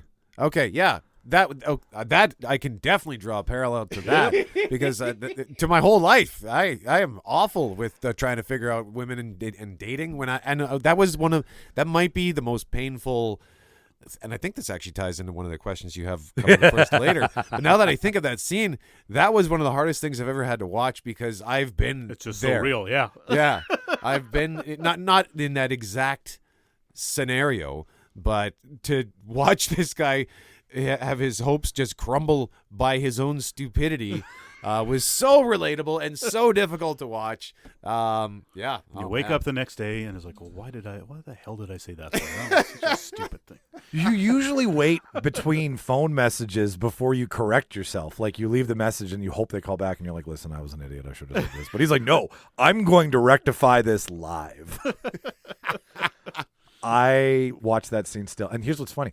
So I meet Shauna like, I don't know. We met in our early 20s and then found each other again in our late 30s. So we have previous history with each other. And when I met her, I picked her up at Illusions Bar in the parking lot and called at 8 a.m. after I had just met her at 1:45. Oh, my. that night. Was it Illusions on Jefferson? Yep. Okay. Was Formerly she awake? Zach's on Jefferson. Was she awake when you called her? Nope, she was not. And all the girls from the previous night, who I'm now very like, they're still friends, all, yeah. we're all friends. They all do not let up on the fact that I called like 6 hours later, practically, and was like, "Hey, how's it going?" Do they? What are you doing? They say, "Hey, give us a call later." Oh, but don't call too early because we're sleeping. No, Say nobody stuff said like anything. I just thought that you called the No. next Do morning. they say that to you now? Oh, yeah, I get it all the time. Yeah. Whenever can you Call not- us when you're ready to go, but don't call too early because we're sleeping. Right now. But yeah, no, and then we talked for like 3 hours. Like I didn't know, and I get it. I get what you're saying. Like you just don't know shit, and That's the thing. You have to learn somehow, right? And people learn from their mistakes. So it is a great. when you're 20, you make those mistakes. You do. I'll close the segment. That's fine. So my my big boy movie, as for right now, if you were to say what movie is Mine was sort of, I had nothing for this one, but staring at the Shining poster, I would honestly say that just from working by myself at home where I live alone for the last 2 years, typing like a madman every morning to get the news ready for CJOB. And hucking a tennis ball down the hall. yeah, and just him sitting frustrated at the typewriter, just screaming. It's because we've had also the computer is very slow. There's all sorts of technical problems we've been having. So I'm just like angry from 4 until 9 a.m. every single day for 2 years in front of a typewriter, which is just like The Shining. Here's Jeffy. I guess I could, as Jeff takes inspiration from your wall, looking at the Shining poster, Clerks could sort of be young adult because all of my employment from the time I was a teenager Retail was retail or restaurants, There you and go. it was all customer service, and I very much like the guys in that movie. This job would be great if it weren't for the customers. So I suppose that could be the young How many adult. dicks did you suck? Try not to suck any dick on your way back to That's your my car. favorite line. So that would probably be the young adult one. So there's There you go. Yeah, There you go. This is a very inspiring space, by the way. I love all the posters and Star Wars stuff, and Thank you. Yeah. It's Yeah, and I was on the way to the restroom before the show, just to peek behind the curtain. Yeah. I was looking at your TV and stuff, and you got all these shelves with books on them. Where are all your Blu-rays? we can call my mom and ask what she did with all my movies and You DVDs. gave them all away because you got them all downloaded. You got them streaming. What's the deal? You got them downloaded? Got a hard drive? No. They just Didn't make the move. Remember that Return to Oz portion of my life? Okay. Yeah. When I came back to get some of my toys, they were all donated to Value Village and whatnot. So my Blu-ray collection, my toy collection. Oof. There was a part where I moved out and I didn't have a chance to take everything. So we use books to fill up shelf space in here. We don't read all those books. Like I'm gonna tell you right now, we watch a fuck ton of streaming shit, but we do those. Feel free to borrow a book from the library of Garwood. That's fine. I bought the making of the Jaws log. It's called. You ever read that book? No. Carl Gottlieb, who wrote the screenplay for Jaws, kept a diary on the set and made it into a book, which has been out since like 1977. It's terrific. I bought that. I checked my Amazon order purchases. I bought that about a year ago today, and I finished it last week, and it's only like 112 pages. So it took me 1 year to read one small book. So He's coming here. He's doing a film training Manitoba. If he hasn't done it already, Carl he's doing Gottlieb? it. Yeah. Really? You can pay $20 to listen to him talk about how he came up with Jaws. I'll Oh. give you the my information goodness. after. Yes, I'll go to that. Yeah. I don't know if it's a Zoom still, if they're still doing Zoom. Or if they're not, they're doing a night sometime in March. And he will be here explaining. It's a screenwriter's thing, but you're more than it's a Q&A with him. Oh, that's fantastic. So Get him to sign my book if it's in person. I picked any David Fincher film because it's taken 200 takes to get here. That's, like I couldn't narrow it down, but I was just like anything that David Fincher has ever made, only in the idea of like life is not as pretty as it is, but any David Fincher film is fucking pretty, right? It's perfect. It's digital. It's design by design supposed to be 100 across start to finish. So life isn't always pretty, even when it is as dark as a David Fincher film. So I pulled inspiration from The Game mostly, where like you go into life with one aspect or one idea, and you get so you get so comfortable in who you are that somebody like Sean Penn has to hire a life-changing company to fuck you up to get you out of your comfort zone. And I think that's what life is, and that's where I'm at in my life. And like for me anyways, because I own The Game. I've watched it several times. Every time I watch it, I sit there going, I can't remember how this ends. and the question is it real or is it a game, right? Yeah. And I'm always like, I can't remember which one it is. So that's life. You don't know how life's going to end. Yeah. Same with Woody Allen's Manhattan Murder Mystery, which is a legit murder mystery, and there's a suspect. And every time I watch it, I'm like, I can't remember if that guy did it or not, even though that's what this whole movie's about. So that's like a legit memory issue with me, I would imagine, but it makes rewatching movies more fun. I would imagine, yeah, because halfway you get through sometimes and you're like, I know exactly where this is headed. Yeah. Fuck it. Half my like stream, like all the things that if you went on my Netflix account, you'd be like halfway through each movie, you can tell where I'm like, nope, I remember everything. It hasn't been long enough. Let's try this again in 10 years. Yeah, so any day, I love the fact that life takes 200 takes sometimes. It takes 200 times to get it right? And so his mentality of filmmaking is how I would describe how I've gotten to a age of where I understand things and whatnot. So that's that. My teenage one though was Mallrats. It was another Kevin Smith. Yeah? Yeah. That's A lot a of good time one, too. spent in the mall, just fucking around, having fun, kind of making tons of mistakes, learning from them, causing I was one of those kids who couldn't see the image behind, like, you know, the pixelated image that what's his face looks at in the movie. The magic eye thing? The magic eye thing. Oh. I couldn't get that. That took me a long time. It was already not popular by the time I figured out how to do those things. I just, with glasses, looking at something in a frame with glass on it, then trying to see it with glasses that are designed to make you see better. Like it wasn't. So you're just like, pass me the Where's Waldo book. Yeah, Can't do the exactly. magic eye. But frustration, angst, sexual tension, all the things that come from Mallrats. Like I've even had conversations of like if Superman did jizz inside of Lois, like it would blow her through the wall, right? Like I remember those moments as a young man. So How about this? He takes her to space. How does she breathe? right? Yeah. She doesn't have. That's the one that bothers me the most. Yeah, like just When does he take her to space? When they go on their little flight, when he takes her flying in the first movie off her balcony, they go all the way up into space. Margot Kidder. He's talking Yeah. about Lois, not about Wonder Woman. Yeah, no, I'm trying to remember. Breaks the They oxygen actually barrier. go into space. I'm pretty sure they're up there. Stratosphere. Maybe not like Starry Night, but like enough where a human's gonna have a fucking problem. Well, she probably and not just the oxygen, but she'd be frozen. Yeah, Yeah. and they actually play into that in one of the other Supermans where he dies. Remember, I think it was he's in space, and he stopped Doomsday, and he With took a quest for sorry, I was the thinking newer Quest one. for Sorry, Peace. yeah, no, Zack Snyder one's not. Where did this happen? But it's he freezes in space, and then the sun warms him back up, and the rays from the sun. Oh, okay. Yeah, they do acknowledge that he can be frozen, but only at death. So maybe all the nuclear radiation that's inside of him that he takes in from the sun keeps him constantly well tempered. Oh, okay. There's The your plot hole. trouble with Superman is he's too powerful. You know what I mean? Like the lengths they have to go to give that guy a problem are just insane. Yeah, It's like, ugh, what a annoying trail you've had to lay down to lead to him getting hurt. It's just like, ugh. Whereas everyone else is just like, you could punch them and they'll actually go down for at least a little bit. Yeah, there's more destruction when Superman's around than there isn't because he doesn't stop, right? Like that's why Batman was so angry at him because he ruined Metropolis and killed his accountant, I guess, in Batman versus Superman. So yeah, no, you're right. Like it takes when you need Superman, shit's gonna break. And caused some nerd figured out. I think it was $700 billion in damage.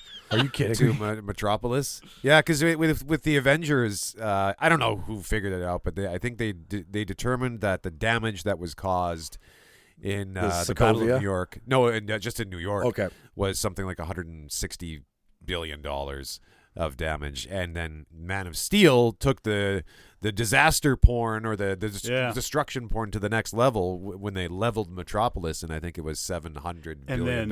Infinity War is set in the countryside in Wakanda, and Endgame is set in the countryside outside of New York because they're just like, we can't break so many buildings anymore. We've got to just get these guys in an open field so people concentrate on the fight and not all the collateral damage. Field, rocks, grass, go. That's funny. All right, so the next one, this one comes from our desire to live in film for the rest of our days. So I asked the question, which of these movie experiments do you guys think you could escape from? So, and there's a list on here. We had Hunger Games, The Purge, Divergent, and this was just to get us inspired. Like you could, any movie where you're in a jam and it's your wits that have to get you out. It's kind of what I was thinking. So, Brett, we'll start with you. What do you think you could survive? None of those movies on that list. I looked at the list and thought I was just going to lie down and die right now because the Hunger Games, I'd be terrified. One of them was Saw. Had the Saw movies. So I'm a huge wimp. Going back to Diary of a Wimpy Kid, I'm a huge wimp. I can't tolerate any pain. Like if I were ever in a situation where I was being tortured, I would probably start crying before the pain was even inflicted. And especially with Saw, like, have you seen all of the Saw movies? Yes. Okay. Saw 3. That movie, I think more than any other film I've seen, I was screaming while watching it. Really? Not in terror, but more just in pain, because there's one trap where this guy, and I know you have never seen it, Jeff, because you don't like gore. Nope. I think Saw 3 was the goriest of them all.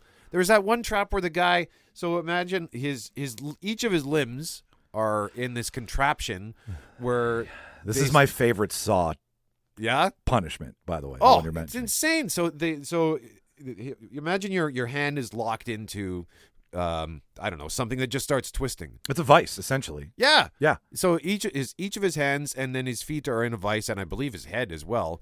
And they just start twisting it. So, like, bones are exploding out of his skin. And I'm just watching the movie. It was at Grant Park. And I was like, oh, my God! Ah! And eventually they twist his head off. And so, of course, there's just no escape. None. From that. But even the more basic traps, in later films, I know they go back to some of the very first traps that the Jigsaw Killer created, and they were pretty basic because they got so ludicrous over time. But there was one where I think the guy had, in order to escape the trap, he had to push his face through several knives. So basically it just cut his face. But even that, I'm like, I don't know that I could do it, because to actually decide I need to inflict severe pain to survive, I think I would probably just, like I said, curl up and die. So I don't know that I could escape any of those. The one that I would be curious to know if I could survive, though, would be a situation like The Purge. That's kind of where I'm at with this. Like when you put me in a room, when you put baby in a corner, guys, I do shrivel up a little too. Like I'm not by no means like, if I have to break bad, I can break bad. But if I have to chop my foot off to escape a room, I can't even pull a hangnail out. Yeah. So like count me out. Like when Sean is like, can I pop your zit? I'm like, worst pain ever. Like all pain is a 10 for me. Nothing is on a scale. So yeah, count me out of anything where I have to self-inflict pain. So like Cube, where they have to like run through a room and then there's knives fall, like anything that involves me causing something to happen to me versus having to survive a thing. I think that's where I would do well. I think evasion, I'm not a violent person. I wouldn't use The Purge as a reason to go all fucking apeshit. Yeah. But I'd hide out. I'd stock up. I'd have Twinkies and AK-47s, right? I'd be ready to go for 24. Do that, but then like get in a boat and drive as far out to sea as you possibly can for like 2 days until it's over, and then come back. Like those are the plot holes they never explain. Like, is there a wall that goes up around the city during the purge that it's like you either don't participate or you participate, but you're not allowed to leave? Well, then the ones, I think it's it might be the second Purge film, where the people are like racing to get home. Like, this isn't a surprise, right? It's not like what day is Purge Day. Yeah. Like, shouldn't you be? It's Tuesday. Yeah, like it's not something where it's like, oh shoot, I got to run to a Safeway, but the purge is about to start in half an hour. Should I go? I don't know. So these people, like, their car breaks down as they're racing to get home, and it just seems to me like, if this were an actual thing, would the whole country not prepare? Yeah. For 24 hours at least leading up to the purge, like contingencies, all this thing. Like, it's like a music festival. You can't just start it at 5 o'clock on a Friday and have nothing involved. Yeah, but I mean, I guess you wouldn't have a story. Obviously, if people weren't stuck on the bridge as the purge is about to begin. 2 hours of like an empty street, right? Just security footage. Literally everybody hid. So I really dug that movie when it came out, though, because it was a conversation about man's inhumanity to man in a different way, and it's one of the 12 stories you can write. But telling it in a way where everybody's got like no guilt for 24 hours. It's interesting. It doesn't, I'm not sexually charged by it, but like it's interesting to see something like that take place. Oh, it was a fascinating, for sure, a fascinating idea and topic. I think that that first purge in particular, I loved the idea behind it. That sort of, what do they call it, speculative fiction or whatever. Yep. Because it was a really fascinating thing to think about. Like, what if this were real? What side of the purge would I be on? Would I be the guy who holds up, or would I be someone who goes out not to hurt people indiscriminately, but like, would I want to go out and mete out justice, so to speak? I don't know. Like save the one guy in the end of the purge, right? Which the end of that movie is fantastic. Like when they're sitting there and they're watching the clock go down and just waiting, and Lena Headey just breaks bad and butts that woman in the face with the shotgun. You're like, fuck yeah! Like, I love comeuppance. If you don't give me comeuppance at the end of a film, I'm fucking angry. So did that lady deserve it? I've not seen any. You haven't seen the purge? Well, you don't like violence, right? Okay, violence is fine. I don't still like horror movies. Gore porn, gore stuff. Yeah, gore porn. I get it. Which one's on this though? I have the same answer as Brett. Is like we all climb up. Okay. Yeah, there's an old Woody Allen joke. I sort of keep bringing up Woody Allen. He's not the kind of guy. He had a joke. He's like, in the event of a war, I immediately become a hostage. Like, just like so that's he's not wrong. Like in the Hunger Games, where it's like, well, I'm not going to win this, so I will just like march right out into the open and say, shoot me quick, please. Let's just get this over with. Well, yeah, white flag. Hello, how can I cook for you? Although you sort of think, well, what if I hid and just never got out of my hiding spot until there was like one guy left, and I had like a gun with maybe then I could win the Hunger Games, but who knows? I got to rewatch that. I still remember that the first Hunger Games, just the first trailer was so exciting. Yeah. When you see them all, the panic on all their faces as they're counting down, and then they give them the firing or the starting gun, I don't know, and they're all running towards their weapons, and like the fear they must feel knowing that if I don't run for my weapon, someone will kill me. So that's an exciting idea, but I would probably fail so badly in the Hunger Games. I'd be the first one executed. Yeah, like I don't have a killer's bone in my body, and I've never been in a situation where I'd have to find it. So all intents and purposes, all the proof that I have right now would be like climb a tree, find a lake, and stay in the middle of it. Yeah. Like, what's the range of all these weapons? Okay, I'm outside of that, right? And even the one time I went to paintball, I think it's Paintball Paradise. There's one off the perimeter. Yeah, North perimeter there. Yeah. So it's like mostly inflatable obstacle course or whatever.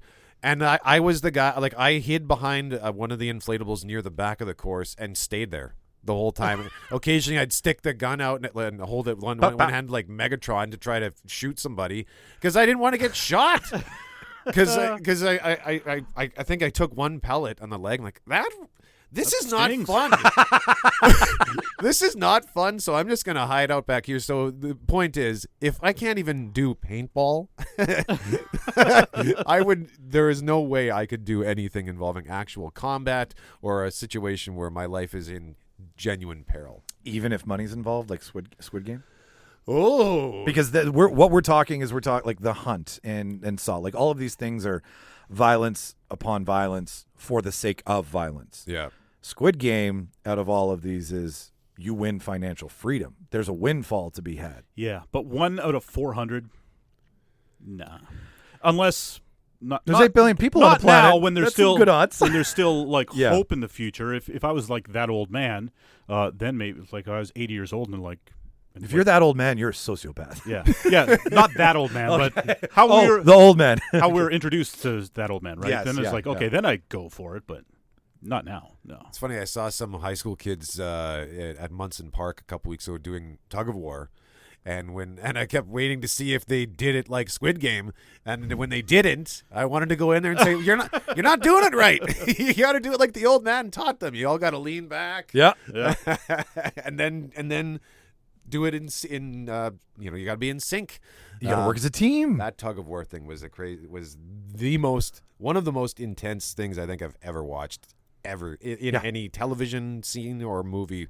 Just incredible. All of them, like, for such a silly premise of, well, I shouldn't say silly, because over there they're actually making fun of how obsessed South Korea is with financial security and being rich. Like it's a conversation on obsessiveness and gluttony and whatever, Greed. what have you, right? Greed, yeah. But to your point, it stopped being funny when they all had to do the challenge, like the red light, green light. Like Yeah. I went from like this is campy to like, oh my god, Yeah. and you'd get locked right into the tug of war, and then the bridge where they'd fall through, like your heart would just fucking pound. But then it fell flat when those stupid white billionaires showed up who were like horny and they just wanted to bet on everybody. Yeah. I loved the series, and then those guys were just ruined it for me. Really? It really, yeah. I was like, this. Plus, I liked it. They weren't in there that much, and it sort of gave you a like, well, oh, this is the point. This is why it's happening, kind of, because you spend the first part of it wondering like, why is this happening? Like, what is the point of this for anyone? yeah, no, you're right. I want to see what they do with the second season. Like, I don't think you can do much with this unless I think they're gonna have a Tiger King 2 on their hands. Yeah. Did you see it? No. Yeah, I didn't watch Loved it the either. first one. Yeah. By the time the second one came, it was like, no thanks. So Squid Game, I'll be more interested, I think, to see it, but they're not going to have it's not going to be as big a thing as the first one. It can't be, because that thing just, like, they had lightning in a bottle, and trying to recreate that is never works. Money. It's futile. Right? Yeah, Yeah. that's all it is. Before we watch this one more scenario, what about the one in Escape Room where, like, Purge is you're just out to survive. Escape Room is we'll give you your life if you can escape. Could you find yourself out of one of have you guys seen Escape Room at all? No. No, you didn't watch it. Okay, we went and saw it. We did a review on it. We did a parking lot review. We're like, this is a piece of shit. But It's like a regular escape room, except some deadly? Okay, so a corporation has designed escape rooms. They kidnap people, they put them in them, and then you have to get out, essentially, right? I am amazing in escape rooms. Yeah. I love doing them. We have a team. There's like 8 of us that like rotate in and out of them. I think that's truthfully the only one that I would do well in, because it's mind related. I'm using my gray matter. I'm not trying to kill somebody. I'm not trying to step on somebody's neck. I'm not trying to do a feat of strength. I'm just trying to solve a puzzle. So out of anything, that would be it.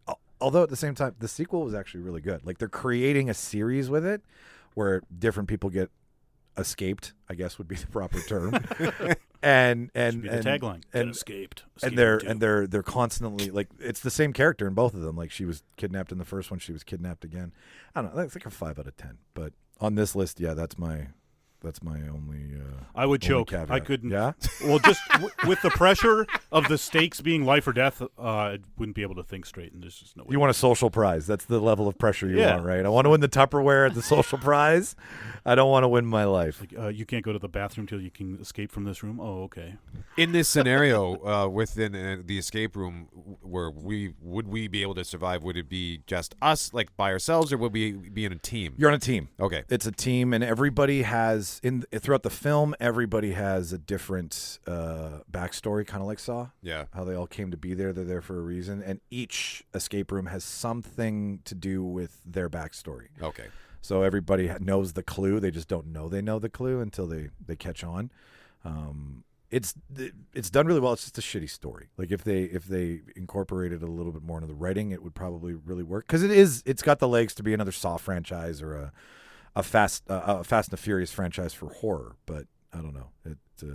They're on Crave if you want to watch them. Okay, yeah, I might check that out. I've only done 2 escape rooms. One was really, I can't even remember what it was called. It was a place on Market. It wasn't very good. And I've done one at The Great Enigma Escape? Escapes. Oh, Enigma. Okay. Yeah, they had. I think the location has moved. It was on Cord and Yep, I've done that one there. the Ravenwood or whatever it was called. Yeah, that's the one I did. Yeah, it was, and it was funny because they marketed it as a mystery, but it was pretty scary at times. And even that, I heard that sometimes people will jump out at you, and I just shouted out loud. I said, "If there is somebody lurking in the shadows, I swear to God, I will punch you, and not because I'm not because I want to hurt you, but I think that might be my reaction, my genuine fearful reaction. So please, if you're there." Don't do it. and they no one jumped at me. But she said after that sometimes they'll go in and spook you. So, but yeah, the escape rooms, you have to be in a team environment, right? Because each person brings something. Yeah, they do. Somebody's good at the math. Somebody's good at the moving puzzle pieces around. Somebody's good at seeing the symbols and adding them all up. Like there's tons of different reasons why a team works better. The one I did, I tore my Achilles. And I'd healed, I had scar tissue, and that's a whole different story. But I tore it, and I was walking around on it, and I went into a room, and I screamed out just like you did. I was like, I have a torn Achilles heel. I can't move fast. Please don't chase me. And then I heard the guy in the background going, okay. Oh, wow.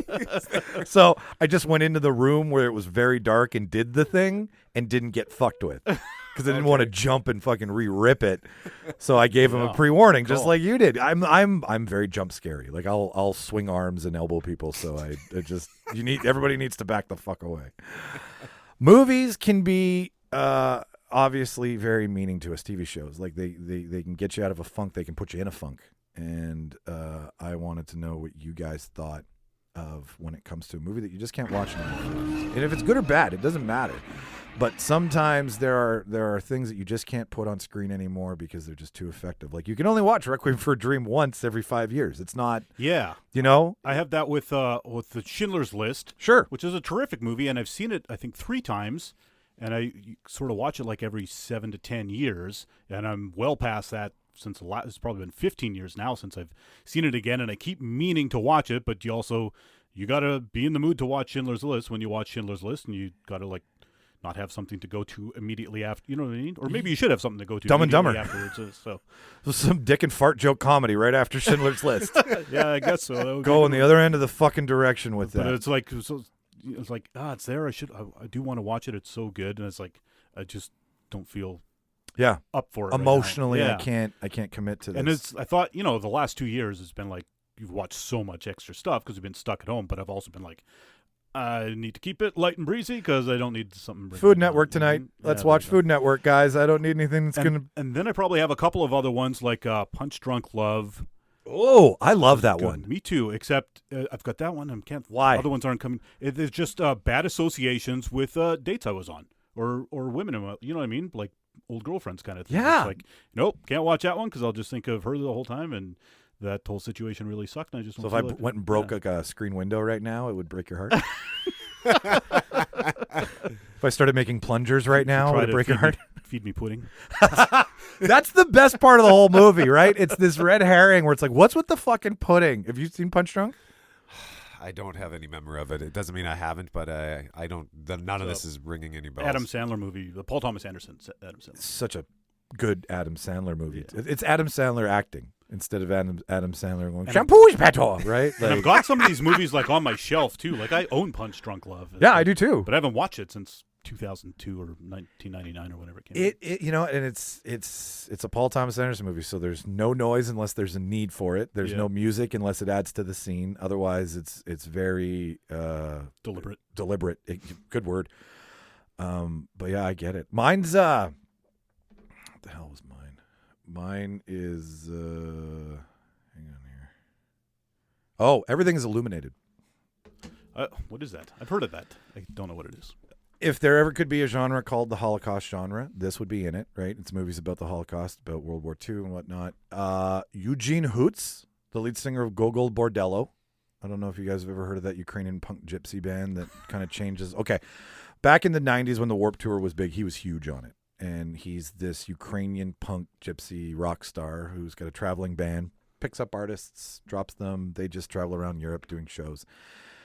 Half Ukrainian, half English are his albums. And this movie is directed by Liv Schreiber. It's his first crack at behind the camera. It stars Eugene Hoots and Elijah Wood. And Elijah Wood plays a Ukrainian Jew who wants to go back to the homeland and buys a tour to go to Jewish-occupied Ukraine during World War II. And he collects things. And all the things that he collects are trinkets from his family, and he wants to go back to the place where his parents escaped from. It's a buddy comedy. It's a heart-wrenching Holocaust story. No doubt. It is a beautiful independent film. There is absolutely nothing wrong with this movie. It's actually one of my favorites, and I recently watched it this week to see if the fucking sting was still there. And it is. Yeah. And the sting revolves around a woman, too. It revolves around a time when I was an asshole. It revolves around a time when you watch a movie on a date. We all know where the fuck that goes. It revolves around watching film for the first time that was not standard for me. Like not, your fucking Hollywood movie, right? It was a story. And it was right around where I started to develop a taste for film and then be like, yeah, I'm into film, right? Because I was shown this. Never called her again, right? Ghosted her, felt like an asshole. So all of those old feelings of who I was as a dick are still very much in that film for me. Like when I watched it, I couldn't stop thinking about how big of an asshole I was at the time. Now it's a Holocaust film just like Schindler's List. It's not as impactful as Schindler's List is. Like it's part of the story, but it's not the whole story. But it just reminds me of a time when I was a shitty human, trying to be a cooler human. Like I was a douche. Reminds me of being a douche. And it's the worst thing because it's the movie's great. I can't get through it. So I impress upon both of you to give it a chance. It's a book. It's written by Saffron Foyer, it's his story. It's an autobiographical story that was then converted into a film. I've got the book if you're interested in reading it. The movie's on Crave now. Okay. Which is how I watched it. So me too. Like women. It seems women are related to these stories. What's yours? Well, why don't we go with Swingers? I'll do a callback to Jeff's movie from earlier because that scene, watching him leave all those messages. Yep. I don't think I could get through that scene again. It's just because it reminds me of all of my failures with women, and it's just one of the most painful things I think I've ever seen on any screen. It's just brutal to watch it. It was so bad. I just felt so bad for him, and it made me feel bad about myself. And as a 44-year-old man who remains single, it's just such a painful reminder of all the dumb things I've done with women. I have made that phone call. I've done that. I've done that carbon copy. Not as many calls, but like you call and you're like, hey, yeah, just thinking of you. Thought I'd give you a shout. Yeah, still thinking of you. Call him back. Maybe you didn't get this. Did you forget about me? Yeah. Are you not?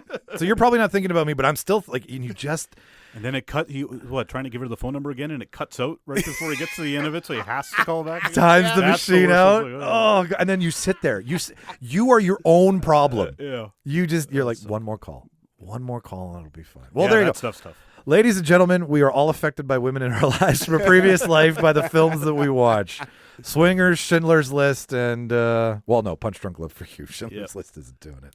It didn't help. That was a first date watching Punch Drunk Love, and there's a masturbation scene in that. And she just leans over. She's like, "What movie did you take me to?" She's like pissed, and I was just like, "Uh-oh." Oh, you want to? I have told the story. I don't think I've told it to you guys, but I took a girl to Closer for the first time. Whoops. So a movie all about infidelity and cheating for a first date. After that, I've And even now with my girlfriend, before we go to the movies, I was like, all right, what is the deal with this movie? I don't want to, if it's about this or this or this, conversation I don't feel like having tonight, you know what I mean? We're not going to see it. Yeah, and like awkwardness, like when you're watching a movie, everybody's affected different by a sex scene. I've known some people who laugh because they just can't take it seriously, and other people are like, shut up, it's a sex scene, right? And you're just like, the awkwardness of watching. Hey, does this do anything for you? So for time's sake, we are approaching the end here, so we'll do one more before we let you guys go. This is the one that I think every one of us has when we're ever at a party. This is a party conversation, right? Where you find out about an urban myth that's attached to a movie, and you're like, is it true or not? Because I've grown recently to understand that the reason they make the behind the scenes featurette for movies is because it helps mystify the making of that movie, right? It gives the making of the movie is just as interesting as the movie in and of itself. So when you find out that was the set haunted on Shining, does that make the movie better or worse, right? And if it's true or not. So I'll go first to close off this segment. There's two that I really love. One's a new one, and one's a real old one. Do you guys remember when we were kids and there was that huge debacle about all of the sexual innuendo that was inserted into Disney movies? Yeah. Yes. The Little Mermaid and The Lion King. The Little Mermaid is the one that I picked. Okay. And I looked into it. So for everybody out there, if you haven't heard this, you can check it out. The backstory is simple. On the cover of Little Mermaid, if you look very closely, and by closely I mean just look, there's a dick on the front of that castle, and it's prominent. And I went down a rabbit hole and was like, is this true or not? And Snopes confirmed a lot of this for me. A, it did happen. B, it didn't happen on purpose. C, what had happened was they pushed the cover art till like 3 hours before it was due. So that guy was up till 4 a.m, and nobody fact-checked him. So sends in his work. Things happen. The Lion King issue is first, I believe. Was Little Mermaid first, or was Lion King first? I think in Little order? Mermaid. Yeah, so Little Mermaid happens. And nothing really comes up until the Lion King thing hits the SEX in the leaves scene, which is the other one. So in doing both of these, I have confirmed that it was SFX in the leaves in Lion King. Because it was the stars, yes, the stars in the leaves, essentially. Okay. And it was the special effects team giving a nod to themselves in the film. They weren't trying to write sex in, they were writing special FX. Okay. The penis one is 100%. He apologized. He was so fucking tired that he just didn't double check his work and sent it in. So for you out there, if you've ever heard the Disney bullshit, I've confirmed it for you right here. Hot take. Both of them are not based on any sexual innuendo whatsoever. This one is, though. Did you guys hear the one about cats? Yeah, I was wondering about that too. Because you'll sell it, but so the CGI guys were trying to make the cat costumes, and this is the musical from a year ago or 2 years ago or whatever. Just over a year ago. It's terrible. One of the biggest debacles in film history. Never mind film musical history. It's easy to make people go see a musical. It's a musical. It's two things in one. It's fun. Even more so if you know it, you sing along. So. The CGI team for Cats was charged with making these cats as lifelike as possible. So in making the rear end of the cat, they ended up just folding skin over skin over skin too many times is what ended up happening. And truth be told, it did form buttholes. So buttholes are in an actual cut of the film. Yeah, that's what I'd heard, that there's the regular version, no buttholes, but then there was like the secret butthole cut. There is a secret butthole cut. It does exist.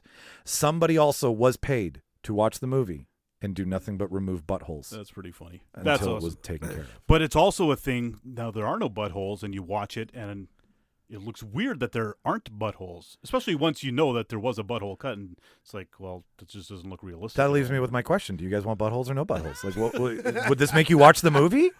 No. Just don't watch the movie at all, period. Yeah. No, I have no desire to watch that film ever. It's terrible. Ever. I only watch it because I listen to a podcast about bad movies, and that was the episode they were doing. What's the podcast? How Did This Get Made? I've heard of that. I've never. It's a good podcast. It's my favorite. podcast. Who's on? That's Jason Mantzoukas. Yes. And Paul Scheer. Yes. Paul Scheer's wife, June Diane Raphael. Okay, I got to tune into that. Yeah. Brett? What did you find? Any lore, weird shit? No, you couldn't find anything. The Teen Wolf one I like. What's the Teen? Oh, is that the one with the fly? Yeah, where the spectators in the basketball game. That's the rumor was that some guy had he took it out during the game or whatever. And there's like footage of it, and you look at it on, grainy YouTube video, and it's like, yeah, that looks like it. But then the truth was that it wasn't even a guy, for starters. It was a girl. It was just her underwear. There's nothing taken out. And the reason was that at the time in the 80s, the girls wore pants that were so tight. Yep. And they were sitting in these bleachers for hours and hours on end. So a lot of the girls were just undoing their top button to loosen it up because it hurt. And then this lady forgot to button her pants back up. And then when she stood up to cheer at the end of the game, you can see. You can see a perfect V of white underwear, and you're just like, what the fuck is happening in the bleachers? And when it just pans by it quickly or whatever, you'd think, oh, that looks like some guy took it out. I think it's like the second last shot of the movie or something. It's in the end when it's the basketball scene. Yeah, after they win. Yeah, I think so. It's right at the end. Yeah, and you'd think if it was a problem, maybe they just left it in and hoped for the stuff that they leave in, like the budget. They had no way of fixing that after. By the time they noticed it, it was months later. Well, that's like the Starbucks cup in Game of Thrones that they figured out how to wipe out. Like, I mean, technology's changed over time. Do you like a lore in any of this like stuff in your film, knowing how it's made? Like, do you dig into that at all, Brett, or you look at the film for the art and you don't like it doesn't matter if some crazy thing happened on set that kind of heightened its. Yeah, the lore thing doesn't. I enjoy watching like how a movie gets made. Yeah, like the appendices for the Lord of the Rings DVDs and Blu-rays were spectacular. I think actually after that I sort of stopped watching special features because they were nowhere near as good. Right? Like those special features for Lord of the Rings are the best I think I've ever seen. That was like a document of them making the film, and most of the other ones are like a 15-minute advertise. You know what I mean? Yeah. Like a glorified trailer kind of thing. Enough to whet your appetite, but just promotional. And I mean, that's 2000 CGI. That still holds up. Oh, I just rewatched those movies, the Lord of the Rings, because I got the 4K Blu-rays, and the only thing I think that actually because of the 4K resolution, there are certain scenes where you can now tell it's that's a digital effect because it's just so clear. Yeah. And I even put in the Blu-rays to compare, like when when Rohan arrives in Gondor to save the day, when they first come over the hill, you can tell that it's all CG. Whereas, and I popped in the Blu-ray to check. I'm like, I don't remember it being that. It looked like a real horse. Yeah, and so when you put in the Blu-ray, it actually looks real. So that's the downfall of the 4K resolution is there are certain effects where it's like you can tell it's digital, but it doesn't ruin the experience. They, as you pointed out, it still holds up so well. The CG in those films were just tremendous. So I enjoy watching how films get made, but in terms of lore, if there's a neat story, great. Like I'm not opposed to hearing this story, but I don't go out of my way to find that kind of stuff.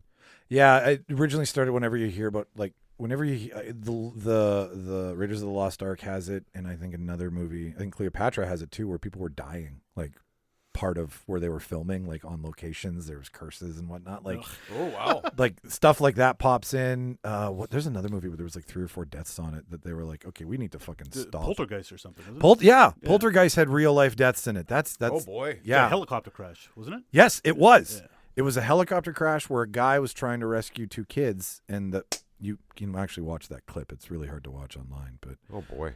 Yeah, no, Peter Jackson really fucking nailed it. And I think that was just because he knew he was capturing history.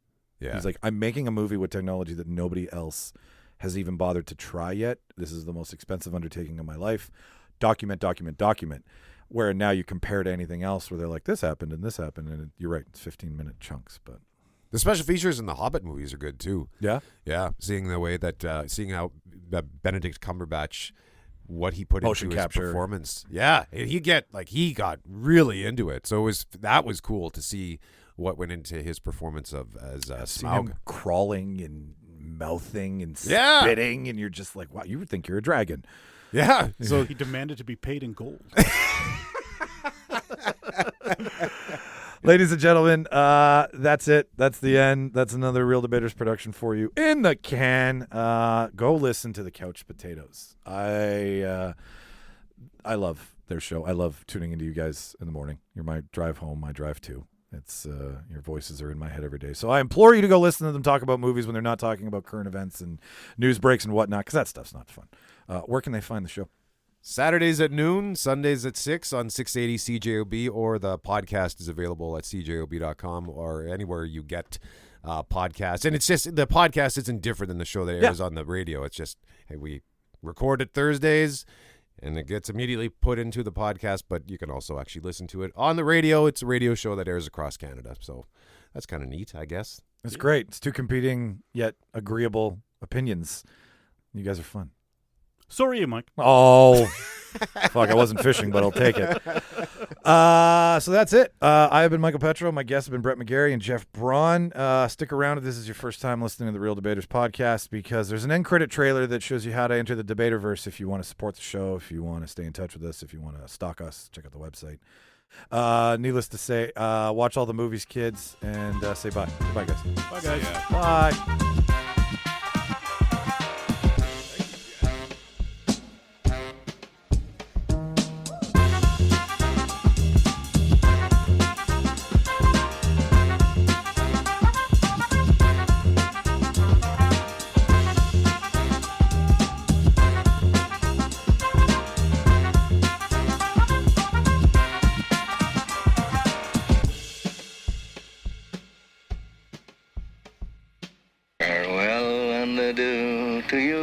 Spanish ladies. And just like that, ladies and gentlemen, another Reel Debaters production is in the can. Thank you so much for listening. If this is your first, second, third, fifth, 20th time, thank you so much. But thank you to the first timers, the ones here who pressed play for the first time and took a gamble on us. If you like what you heard today, the easiest thing to support the show is just to subscribe. Hit the like button, the follow button, whatever's in your podcast player. Make it so that we're always there every Wednesday for you, okay? That would be huge. If you want to stay in touch with us, if you want to follow us, there's a couple ways to do that. We're on Instagram, Twitter, TikTok, Facebook. We're slowly migrating to YouTube by putting all of the things we've ever put on video onto that site. There's some surprises coming this year that happened a while ago, but I felt needed to be shared because they're part of the Debaterverse. So the YouTube page is coming. But if you want to follow us, it's at Reel Debaters Pod on Twitter and Instagram. It's the Reel Debaters Podcast on TikTok. All of the links, all of the one-click away things are in the show notes that you've just listened to. So if you want to follow us there, that would be great too, because then you get to stay in the know of all the things that we do and what we're going to try to do this year and what we've done in the past, so on and so forth. So that's how you stay in touch with us. If you want to contact us, it's thereeldebaters@gmail.com. All the spelling for all these things is REEL to keep with the title of the show. So you can send an email to us there, request an episode, want to call out one of us for being a goofball. There's places to do that as well too. Like the Reel Debaters website. You can email us, or you can go straight to the website, rate us in Podchaser. It's reeldebaters.ca. And if you really, really liked what you heard and you want to support the show in some fashion that requires you spending money, well, we got a couple ways for you to do that as well, too. You can buy our merch at the Prop Shop. It's a store through Threadless, and it's online, and you can order stuff. We've got tons of stuff. We've got our Mass Debater wear there. It's our signature, original, and only line. It's our logo on everything. So you can support us that way. Go to the merch tab in the show notes. Or if you just got $1 and you're like, hey, I want to give you $1 and donate it to your cause, there is a tab in the show notes as well, too, that says donate to the Debaterverse, I think. And if you click on that, it takes you to a donation page where you can donate like $1, $3, and $5. And you'll get something for your $1, $3, or $5. Any more than that's just ludicrous. Luda. So... that's just kind of what I wanted to tell you, that what I said at the end of the show. This is what you should listen to, because this is all about who we are. And now that we've gotten to where we are, we want to interact with you guys more. So these are the ways to do so. This is the way to stay in touch with us. Thank you to everybody, again, who's listened to the show. Again, you pressed play. You took a chance. That's cool. So... without further ado, this is where I said I would talk more, so it's eggs on your face. No, I got nothing else for you. So thanks for listening, and we'll see you next week, and watch all them fucking movies. Bye-bye.